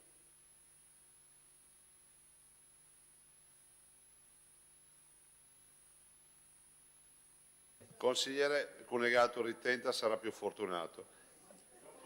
Emendamento numero 18, consigliera Bigon. Lo diamo per letto o vuole intervenire? Grazie, grazie consigliera Bigon. Mettiamolo al voto e parere contrario.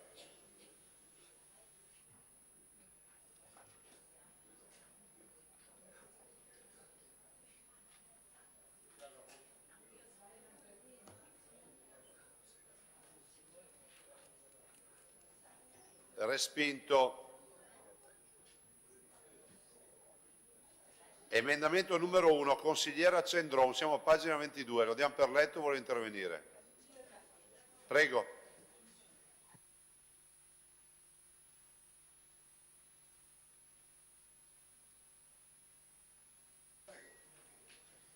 Parliamo di messa in sicurezza idrogeologica e quindi in un'ottica di prevenzione invece che intervenire nella post-emergenza.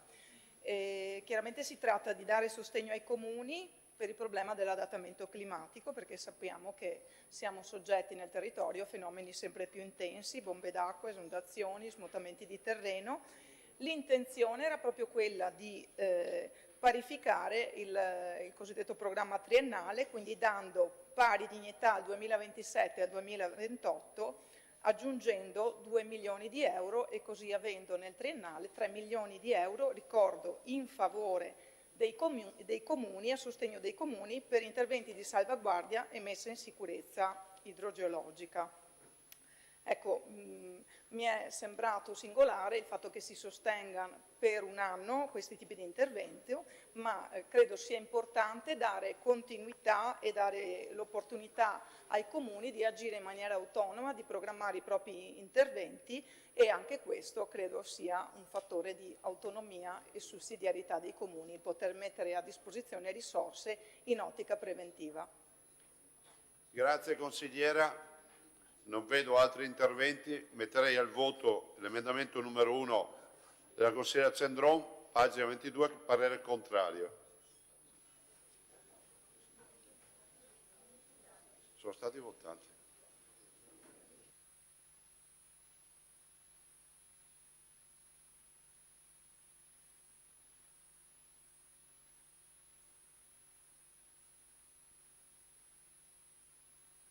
L'emendamento è respinto e vi devo chiedere la cortesia e la pazienza di rivotare, o meglio, di votare, dicono che non abbiamo votato, l'emendamento numero 5 del consigliere Cunegato, che già aveva detto mi spiace sia stato bocciato, bocciateglielo, così non lo deludete. Apro la votazione per il 5, mi perdonerà il consigliere Cunegato, ma ci è sfuggita la votazione. Le citazioni ci hanno ubriacato. Grazie. Emendamento respinto. Ma come 14? Guarda, li abbiamo votati. L'ha dato per letto? No, ferma. Il 14 è stato votato, l'ha dato per letto. Come 18? Vabbè, facciamo il 14, consigliera Bigon. Prego.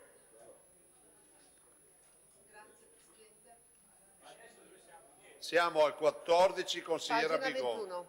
Abbiamo fatto un salto in avanti con Cendron, adesso torniamo indietro e abbiamo sistemato tutto. Siamo a pagina 21. No, già fatto il tuo, basta una volta. L'abbiamo appena votato il tuo. Quello di pagina 20, il 5. Sì, il 5 di pagina 20.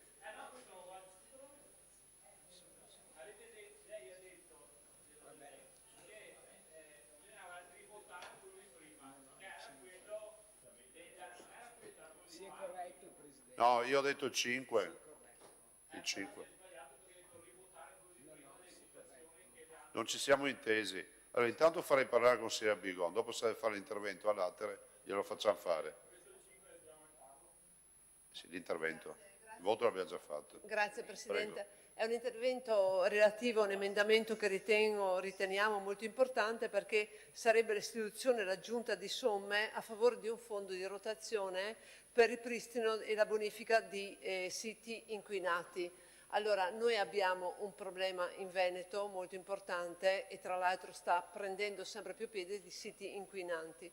Quindi aggiungere delle somme in questo capitolo lo riteniamo importante, perché dobbiamo assolutamente intervenire. L'ultimo caso è quello di Cologna Veneta, nel Veronese, dove abbiamo veramente anche scoperto di siti nuovi dove non solo PFAS ma anche altre sostanze inquinanti, e dovremmo intervenire immediatamente, per cui io credo che aggiungere somme sia fondamentale. Grazie. Grazie consigliere Bigon. Consigliere Cunegato. Anzi, c'era il consigliere Del Bianco prima. Cunegato, prego. Prego consigliere. Intervengo qua visto che comunque l'emendamento era praticamente uguale, quindi anch'io sottolineo questa esigenza, non solo perché in Veneto abbiamo avuto il più grande scandalo di inquinamento delle acque negli ultimi 30 anni in Europa con il caso FAS, e come sapete insomma la Miteni è ancora da bonificare, no? Quindi cominciare a fare un ragionamento per bonificare quel territorio lì è fondamentale, ma poi anche perché ne abbiamo già discusso, insomma io spero come d'accordo che al più presto venga istituita questa commissione che mette insieme sanità e ambiente, perché ci sono anche 28 siti adesso nel Vicentino dove ci sono 3 milioni di metri cubi di materiale contaminato da FAS che vengono dal tunnel della Pedemontana. Quindi credo veramente che sia importante investire su questo, perché la tutela dell'acqua è la precondizione per garantire la tutela della salute dei veneti. Grazie consigliere. Consigliere Del Bianco, c'era ancora la richiesta? Prego.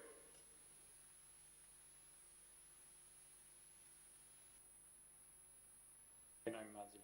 Grazie Presidente. Intendo intervenire su questo argomento perché la settimana scorsa, quando ho presentato un emendamento su un tema molto simile, per questioni di tempo non sono potuto intervenire, e dico che è fondamentale quanto proposto dalla collega Bigon, perché ci troviamo in situazioni sempre più diversificate e il controllo sugli inquinanti o su anche situazioni di potenziale pericolo è oggi fondamentale. Ribadisco in questo senso la necessità che la Regione del Veneto prenda una seria misura anche di richiesta di quanto sta avvenendo in questo momento in Trentino, perché c'è una situazione molto sentita dalle comunità locali, che poi sono comunità ampie, perché c'è una situazione sulla Valle del Vanoi che proprio in termini di discariche e di presenza di potenziali inquinanti porta non poche preoccupazioni. Quindi è l'occasione questa per mettere delle risorse sulla questione dei controlli, dei monitoraggi, ed è anche l'occasione questa per me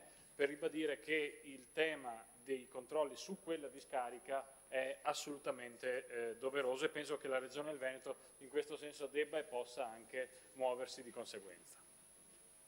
Grazie consigliere Del Bianco. Allora, per recuperare il filo del discorso, noi siamo al voto dell'emendamento numero 14 della consigliera Bigon, pagina 21. È aperta la votazione.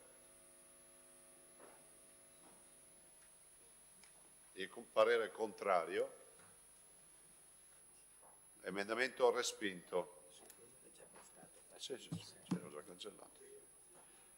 Emendamento numero 17, consigliera Bigon sempre, pagina 24. Prego consigliera. Velocemente, è relativo alla riqualificazione ambientale del territorio e miglioramento dei servizi ecosistemici, ma questo perché? Perché occorre dare risorse ai comuni affinché possano intervenire per migliorare e riqualificare i loro territori che magari sono inquinati o che hanno bisogno appunto di una riqualificazione. Grazie.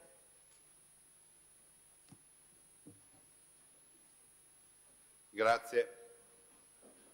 Altri interventi? Allora, metto in votazione il numero 17 della consigliera Bigon con parere contrario. Prego.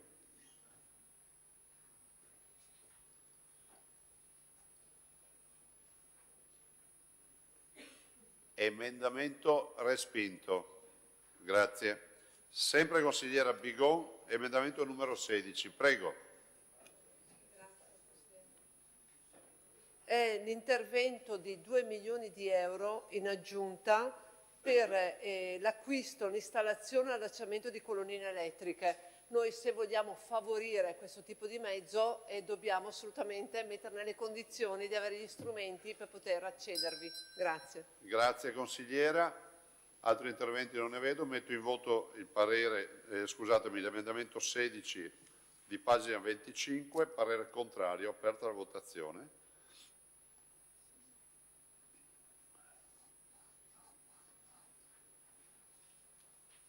Respinto l'emendamento. Adesso passiamo all'emendamento numero 11 della consigliera Ostanel. Lo dà per letto? Prego. Pagina 26. Grazie Presidente. Questo è sempre Prego. sul tema casa, però cerca di inserire 500.000 euro su tutte quelle azioni che noi nella nostra legge già abbiamo, che riguardano lo sviluppo di programmi di edilizia sociale finalizzati a favorire l'inclusione abitativa delle persone anziane o misure atte a favorirne l'accoglienza in microresidenze, gruppi appartamento, condomini solidali o in altre forme di coabitazione, privilegiando soluzioni che favoriscono l'intergenerazionalità e la multidimensionalità. Lo dico perché, a parte il fatto che stiamo tutti invecchiando, battuta, prima o poi anche noi dovremmo capire che questo Paese non solo non sta capendo che sta invecchiando in maniera esorbitante, ma non sta preparando progetti per l'abitare per le persone che invecchiano, ma che invecchieranno sempre di più in forma attiva. E quindi non ci saranno più solo le residenze RSA, ma serviranno delle cose intermedie su cui bisogna iniziare a investire. Per me è una delle grandi emergenze di questo Paese. La Regione del Veneto potrebbe davvero investire tanto su questo, preparare tutti noi a una vecchiaia, diciamo, almeno fino, non so, a una certa età attiva, anche in condivisione, in coabitazione, in gruppi appartamento. Ce ne sono tanti nelle città, anche venete, già attive, però di solito lo fanno o il terzo settore o i comuni in forma, diciamo, volontaria perché investono. Probabilmente la Regione del Veneto dovrebbe mettere più soldi. Grazie consigliera. Emendamento numero 11, parere contrario, aperta la votazione.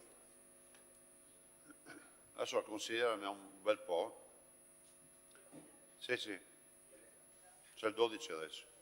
Tanto questo è respinto. Adesso passiamo all'emendamento numero 12, pagina 28. Consigliera Stanello, da per letto. Grazie. Aperta la votazione. Emendamento 12, pagina 28. Parere contrario.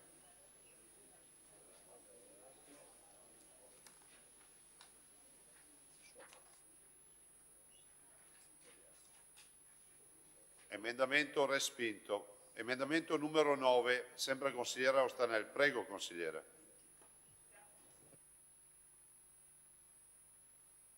Grazie Presidente. Questo è invece per ridurre le rette degli asili nido. Anche qui un investimento piccolo, in realtà per il 2026 servirebbe molto di più, ma ormai siamo ad aprile e quindi abbiamo messo una dotazione che fosse anche corretta. Noi siamo una regione, l'ho detto più volte, che paga più di altre regioni rispetto alla retta dell'asilo nido. Siamo a una media di 351 euro a famiglia, a donna, quindi noi abbiamo veramente 50 euro in più al mese che ogni famiglia, ogni donna paga per l'asilo nido, e sappiamo questo quanto incide sui part-time involontari, che infatti stanno crescendo, come avete scritto nel vostro maxi emendamento, che ormai mi ricordo molto bene, di settimana scorsa, dove dicevate la cifra del 12%, perché è vero, è in aumento rispetto ad altre regioni italiane. Quindi se vogliamo davvero intervenire su questo bisognerebbe abbassare progressivamente le rette degli asili nido, quindi proponiamo 3 milioni di euro per quest'anno per l'abbattimento delle rette. Grazie consigliera. Non ci sono altri iscritti, allora apro la votazione sull'emendamento numero 9, pagina 30. Parere negativo, aperta la votazione. Scusate.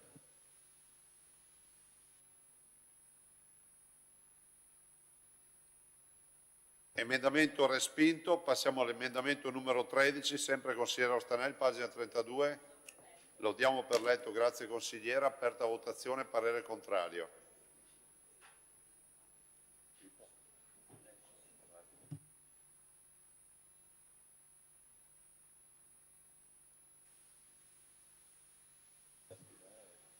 Grazie, emendamento respinto. Consigliere Cunegato, emendamento numero 6, lo diamo per letto?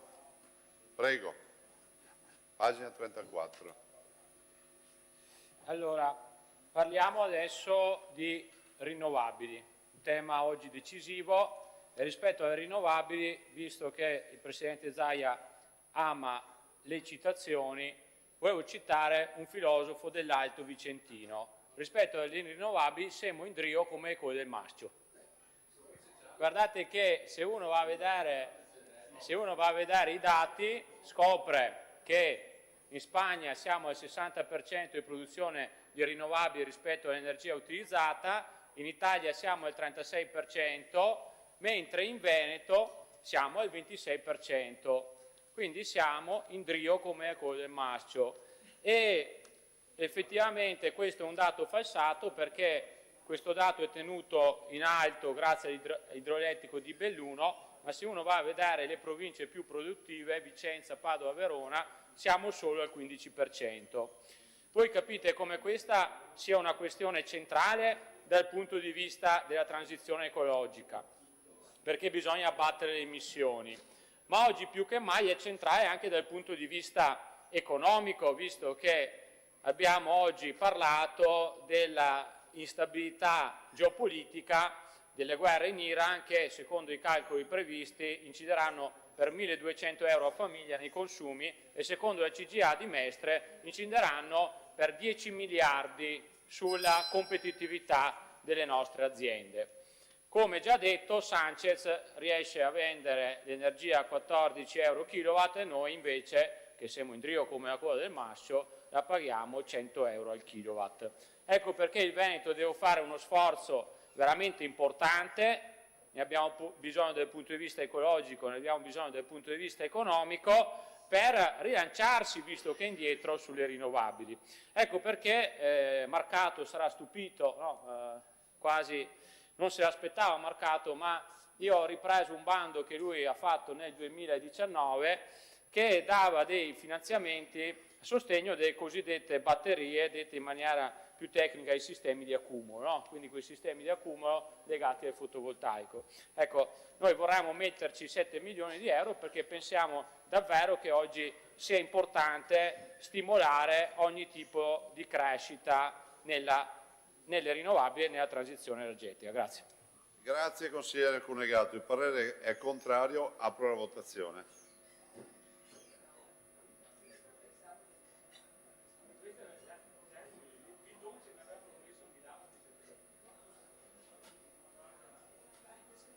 Parere, scusatemi, emendamento respinto. Consigliera Bigon, il 15, grazie consigliera. Consigliera Bigon lo dà per letto, votazione sul 15, parere contrario.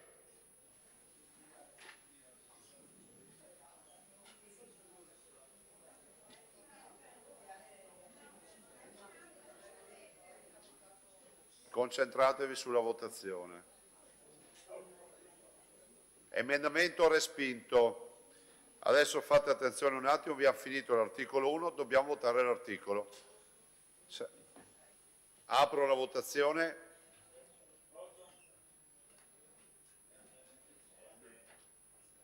Ovviamente parere favorevole. Sbagliato. Cambia. Non è chiusa.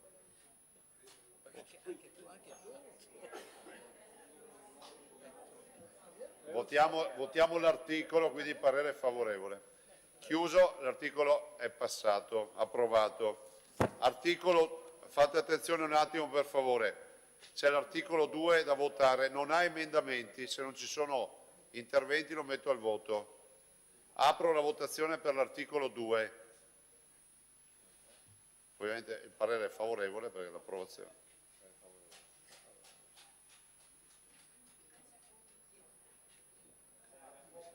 L'articolo è approvato, ma il consigliere Montanariello avrà modo di votare e fare il voto finale? Sì.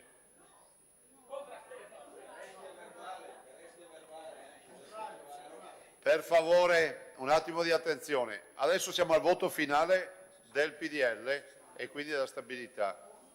Se ci sono dichiarazioni di voto, se no lo metto al voto. Voto finale. Apro la votazione. No. Prego, Rocco. Consigliere Rocco. Per favore. Sì, allora io annuncio voto contrario, appunto perché, come è emerso dalla discussione di questa mattina, purtroppo ci troviamo a lavorare in ristrettezze. Secondo me sarebbe servito uno sforzo maggiore di coraggio. È chiaro che noi lavoriamo con delle poste vincolate. È stato anche, devo dire, molto interessante il dibattito con il consigliere Morosin, con i consiglieri di altri gruppi come Resistere Veneto, però noi comunque pensiamo che il coraggio sarebbe stato necessario proprio perché in particolare l'IRPEF è una tassa federalista e quindi io capisco le soluzioni di pensare alla macro regione, capisco lavorare sull'autonomia, tutto quello che vogliamo, però i latini dicevano age quod agis, cioè fa ciò che ti è dato di fare ogni giorno, e quello su cui possiamo intervenire noi è la rimodulazione dell'IRPEF. Abbiamo sentito quante cose si potrebbero fare con tutto sommato un ritocco che poi non sarebbe neanche così impattante, che andrebbe in maniera progressiva a toccare dei redditi tutto sommato sì, di classe media ma non i più bassi. La Lombardia addirittura, se non sbaglio, parte dei redditi sopra i 28.000 euro, quindi una regione che di certo non è a guida rossa. Eppure queste risorse, lo stiamo vedendo in queste ore, sarebbero state necessarie per andare a dare delle risposte molto concrete agli anziani, alle imprese, a chi ha famiglie, a chi ha figli che sono in età scolare e quindi necessitano di un trasporto pubblico di qualità. Abbiamo visto che tutto ciò che non è investimento poi torna, cioè ciò che non è investimento in politiche per la natalità diventa denatalità, tutto ciò che non è investimento in politiche per l'impresa significa giovani, 7.400 solo nel 2024, che prendono e se ne vanno. Tutto ciò che non è investimento in sanità pubblica significa spesa out of pocket. Quindi ciò che non è investito nelle nostre ULS, nei nostri territori, nei nostri ospedali, poi diventa una richiesta di attivazione presso il privato. Sarebbe servito un po' di coraggio in più, lo dico io che vengo da una cultura che di certo non è una cultura statalista o ipersocialista, ma sarebbe servito questo sforzo proprio per provare a dire ai veneti che ci rendiamo conto che tutto ciò che è stato fatto in una fase di crescita della nostra regione ha permesso a tante persone della mia generazione di andare a studiare all'estero, di andare a studiare nelle università migliori, di cercare un'occupazione più che soddisfacente, ma quella storia è una storia che oggi non riesce a tener conto di ciò che sta succedendo nel mondo, di quanto le dimensioni territoriali siano fondamentali per dare risposte di sussidiarietà, ma non tengano conto del fatto che siamo nel tempo degli imperi, serve una politica energetica almeno comunitaria, servono investimenti in intelligenza artificiale e noi da soli, con il nostro recinto, per quanto glorioso, per quanto pieno di storia e di tradizione, non ce la facciamo a dare da soli delle risposte. Quindi servono politiche, serve capacità di avere visione, serve capacità di mettere risorse e anche di chiedere alla società di contribuire per fermare l'emorragia di talenti, l'emorragia di medici che stiamo vivendo, di personale sociosanitario. Per questo motivo voterò contrariamente, perché mi sembra che questo documento non tenga conto dell'urgenza, non tenga conto dell'emergenza che noi stiamo affrontando.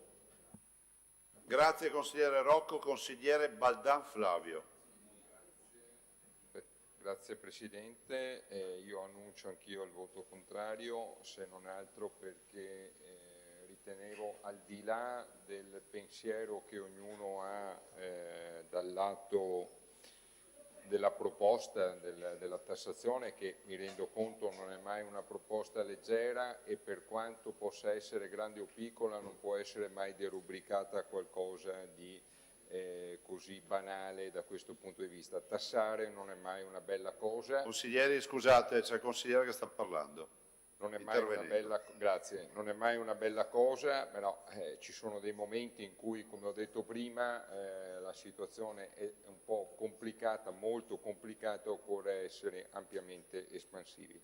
Dispiace che non si sia trovato quantomeno la possibilità quantomeno di discuterne nell'intero arco consiliare. Io credo che sarà una misura che comunque in un modo o nell'altro nel prossimo bilancio ritornerà sicuramente, perché questo bilancio, ed è confermato, e lo ripeto, lo ribadisco, perché a me è stato il passaggio che più ha colpito all'interno di questo Consiglio, ovvero tutte le categorie, tutti gli stakeholder che sono venuti a parlare qui sono quelli che in qualche modo ci hanno dato un indirizzo per dire anche al Consiglio abbiamo bisogno di questo e dobbiamo intervenire su questi aspetti. Ecco, io ritengo che vadano presi in sincera considerazione e quindi credo che questa proposta sarà una proposta che ritornerà, poi ci ragioneremo sopra a livello di minoranza e maggioranza. Forse era il caso di fare uno sforzo in questo momento in più e, come si dice, di ragionarci sopra un po' di più. Grazie, grazie. Grazie consigliere Baldan. Consigliera Ostanel. Grazie Presidente.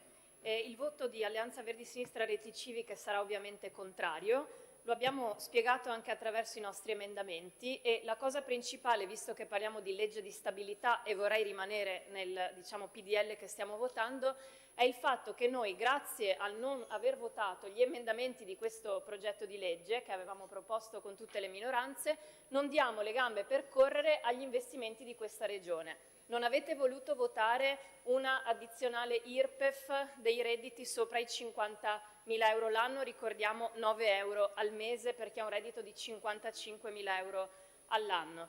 Non avete voluto prendere in carico il grido di allarme che stiamo facendo da mesi rispetto alla necessità di convocare un consiglio da parte del Presidente Stefani e spero davvero che nei giorni successivi, domani o dopodomani, quando sarà in aula, avremo una risposta rispetto alla sua voglia e necessità e responsabilità di convocare un Consiglio che spieghi cosa vuole fare questa Giunta rispetto a Pedemontana Veneta. 117 milioni che stanno in questo bilancio e che incidono sulla stabilità di questa Regione. Una legge di stabilità ha l'obiettivo di dare le gambe per correre con degli investimenti e noi gli investimenti non li possiamo fare perché abbiamo un bilancio strozzato da una scelta errata che è stata fatta e che non si riesce a trovare il modo di metterla a posto. Noi abbiamo bisogno invece di partecipare, a capire come davvero rendere questo bilancio finalmente libero da questo fardello.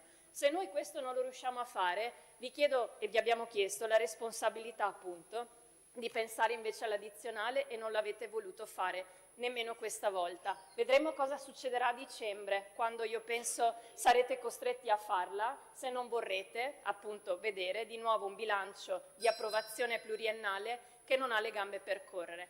Questo è il motivo principale per cui alla legge di stabilità noi voteremo fermamente contro e lo abbiamo spiegato con degli emendamenti che dicevano dove avremmo voluto mettere quei soldi. Faccio anche qui due esempi. Avremmo voluto lavorare per l'abbattimento delle rette degli asili nido, come abbiamo spiegato. Abbiamo ben spiegato anche citando, sì, facendo tante citazioni, marmellata o no, rispetto a dei film o alla letteratura che sta raccontando questo Veneto da tempo, in una maniera diversa come è stata raccontata da tanto tempo invece di questa regione, come se tutto corresse bene. Noi vediamo le cose che corrono ovviamente, ma in questa rappresentazione che sta tra le Dolomiti e Piazza San Marco e lo stravedamento, noi vediamo, e non solo stravediamo, quello che effettivamente fa fatica in questa regione.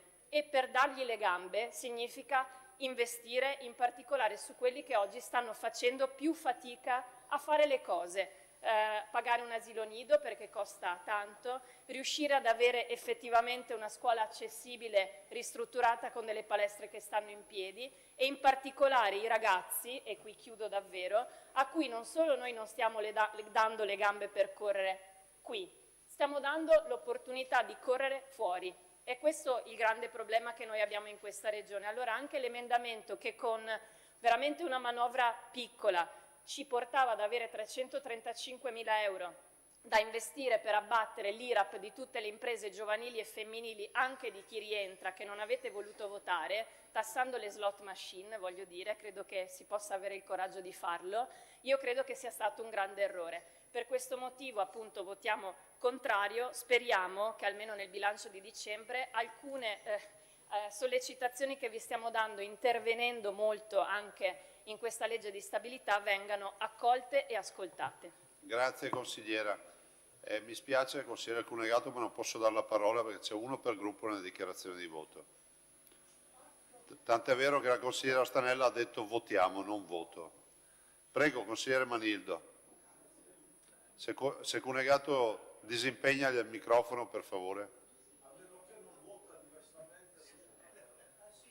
Prego. È vero. Grazie Presidente. Anticipo la dichiarazione di voto. Il Partito Democratico voterà contrario alla legge di stabilità. Gli interventi che mi hanno preceduto, il tenore della discussione, hanno toccato i temi. Mi dispiace continuare a evidenziare questi aspetti, però ci saremmo aspettati la parola che abbiamo usato tutti con fermezza: più coraggio e più visione.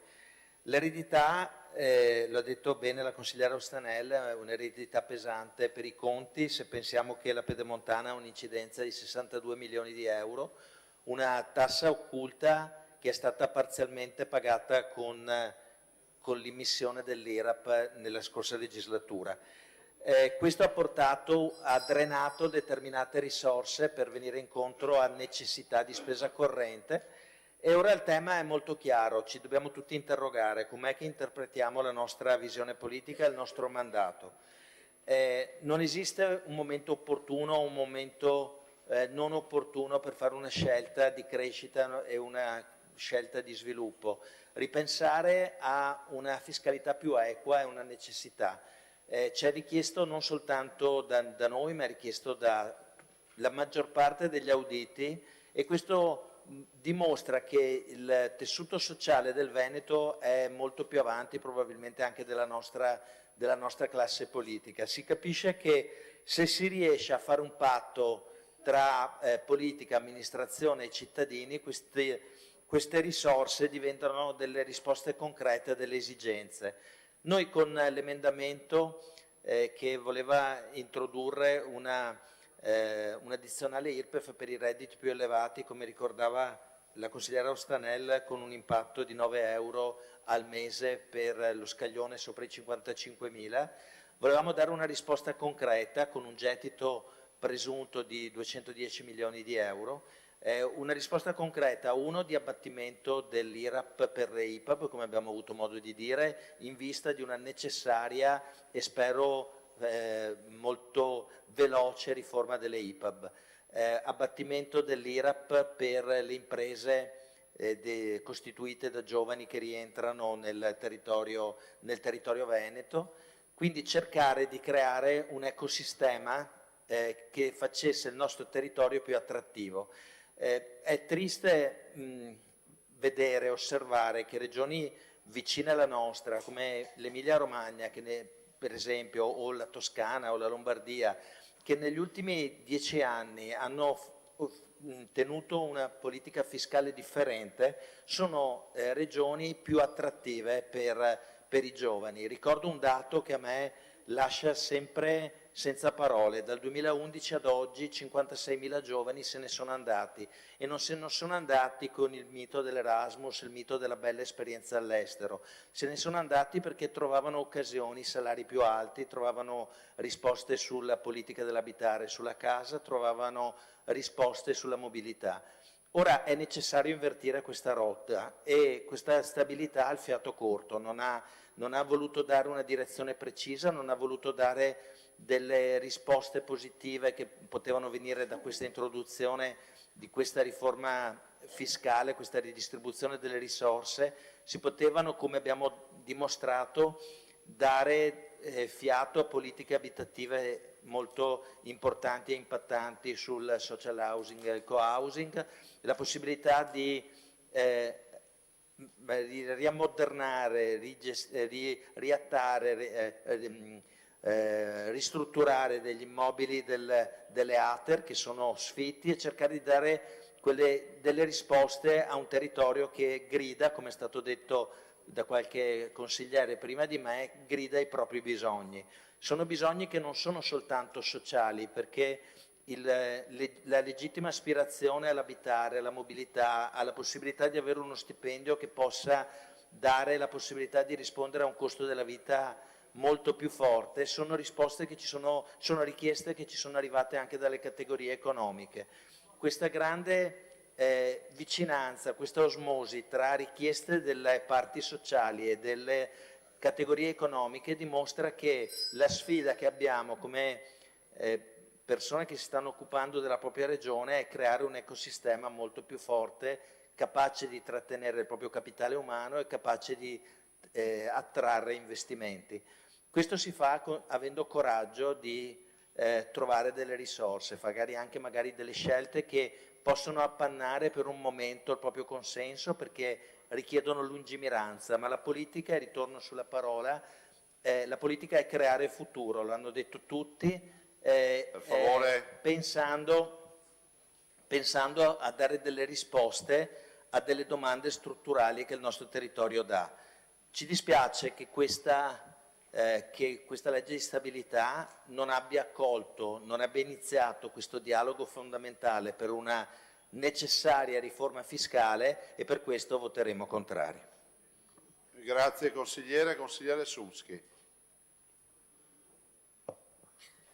Bene, esprimere anche il nostro voto contrario per la mancata acquisizione di alcuni emendamenti anche rispetto all'iniziativa base che avevamo condiviso nello spirito, non nella elaborazione con altri gruppi dell'opposizione, con una differenza, che noi sull'addizionale IRPEF, come ho detto, riteniamo che si stia facendo una battaglia in prospettiva, perché poi comunque non sarebbe stata ricaduta sul bilancio del 2026, quindi facciamo discussioni generali e quindi c'è tutto il tempo per affrontarla con la dovuta calma e quindi valutando anche tutte quelle altre iniziative che noi continuiamo a chiedere per avere maggiori risorse statali, come vogliamo da sempre, e anche per quelle che sono le economie che si possono ottenere anche, e sottolineo, si può fare rivedendo le condizioni della pedemontana. Grazie consigliere. Consigliera Cendron.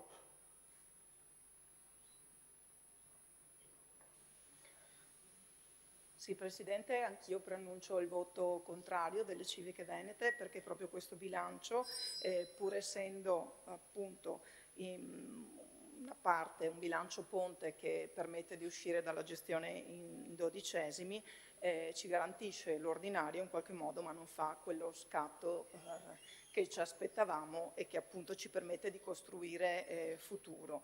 Ce l'hanno detto, come hanno ben detto anche i colleghi, tutti gli attori sociali, gli attori economici, sociali, culturali di tutto il territorio e dobbiamo davvero fare un'azione profonda di ascolto verso le esigenze che ci hanno espresso in maniera molto chiara. L'abbiamo detto anche stamattina che il Veneto non può accontentarsi di reggere, ma deve tornare a correre, deve tornare a dare risposte e la Regione deve mettere il territorio nelle condizioni di farlo. Quindi ci auguriamo che questo, che è un passaggio ponte, possa essere ridiscusso nelle sue premesse a settembre, quando andremo ad affrontare il nuovo bilancio. Grazie consigliera. Altri iscritti? Io direi che se non si iscrive nessun altro passerei alla votazione. Allora votiamo la stabilità, che è il voto finale sul PDL 44. Adesso con calma cerchiamo di attrezzarci, apro la votazione.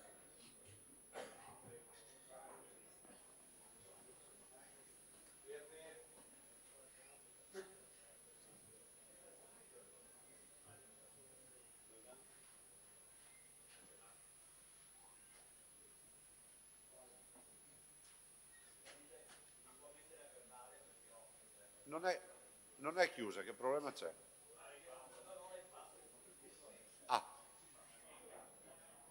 Prego, mettiamo a verbale che il consigliere Morosin ha votato A favore. Bene, la votazione è chiusa, il provvedimento è approvato. Grazie. Adesso vi chiederei ai capigruppo, sospendiamo un attimo, facciamo una capigruppo al volo. Ai consiglieri chiedo di restare qui 5 minuti che poi vediamo le determinazioni. Sapete che d'intesa si dovrà andare avanti fino almeno alle 7:30, però facciamo il capigruppo e vediamo di capire. Nella sala a fianco subito, grazie.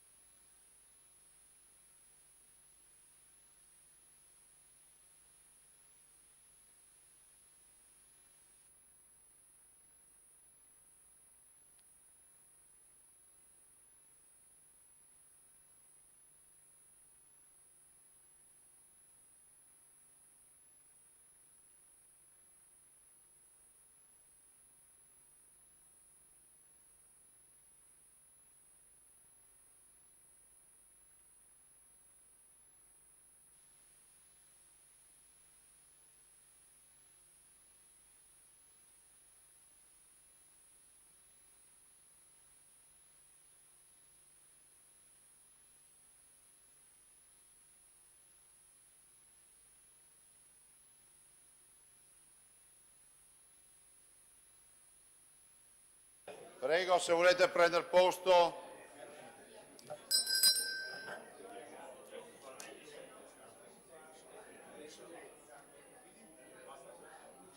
Accomodatevi per favore.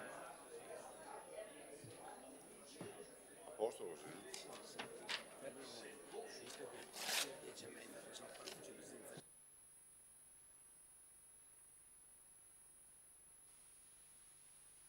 Allora, se prendete posto,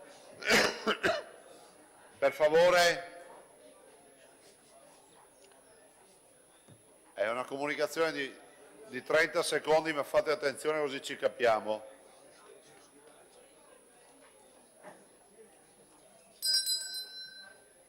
Allora, abbiamo appena chiuso la conferenza dei capigruppo.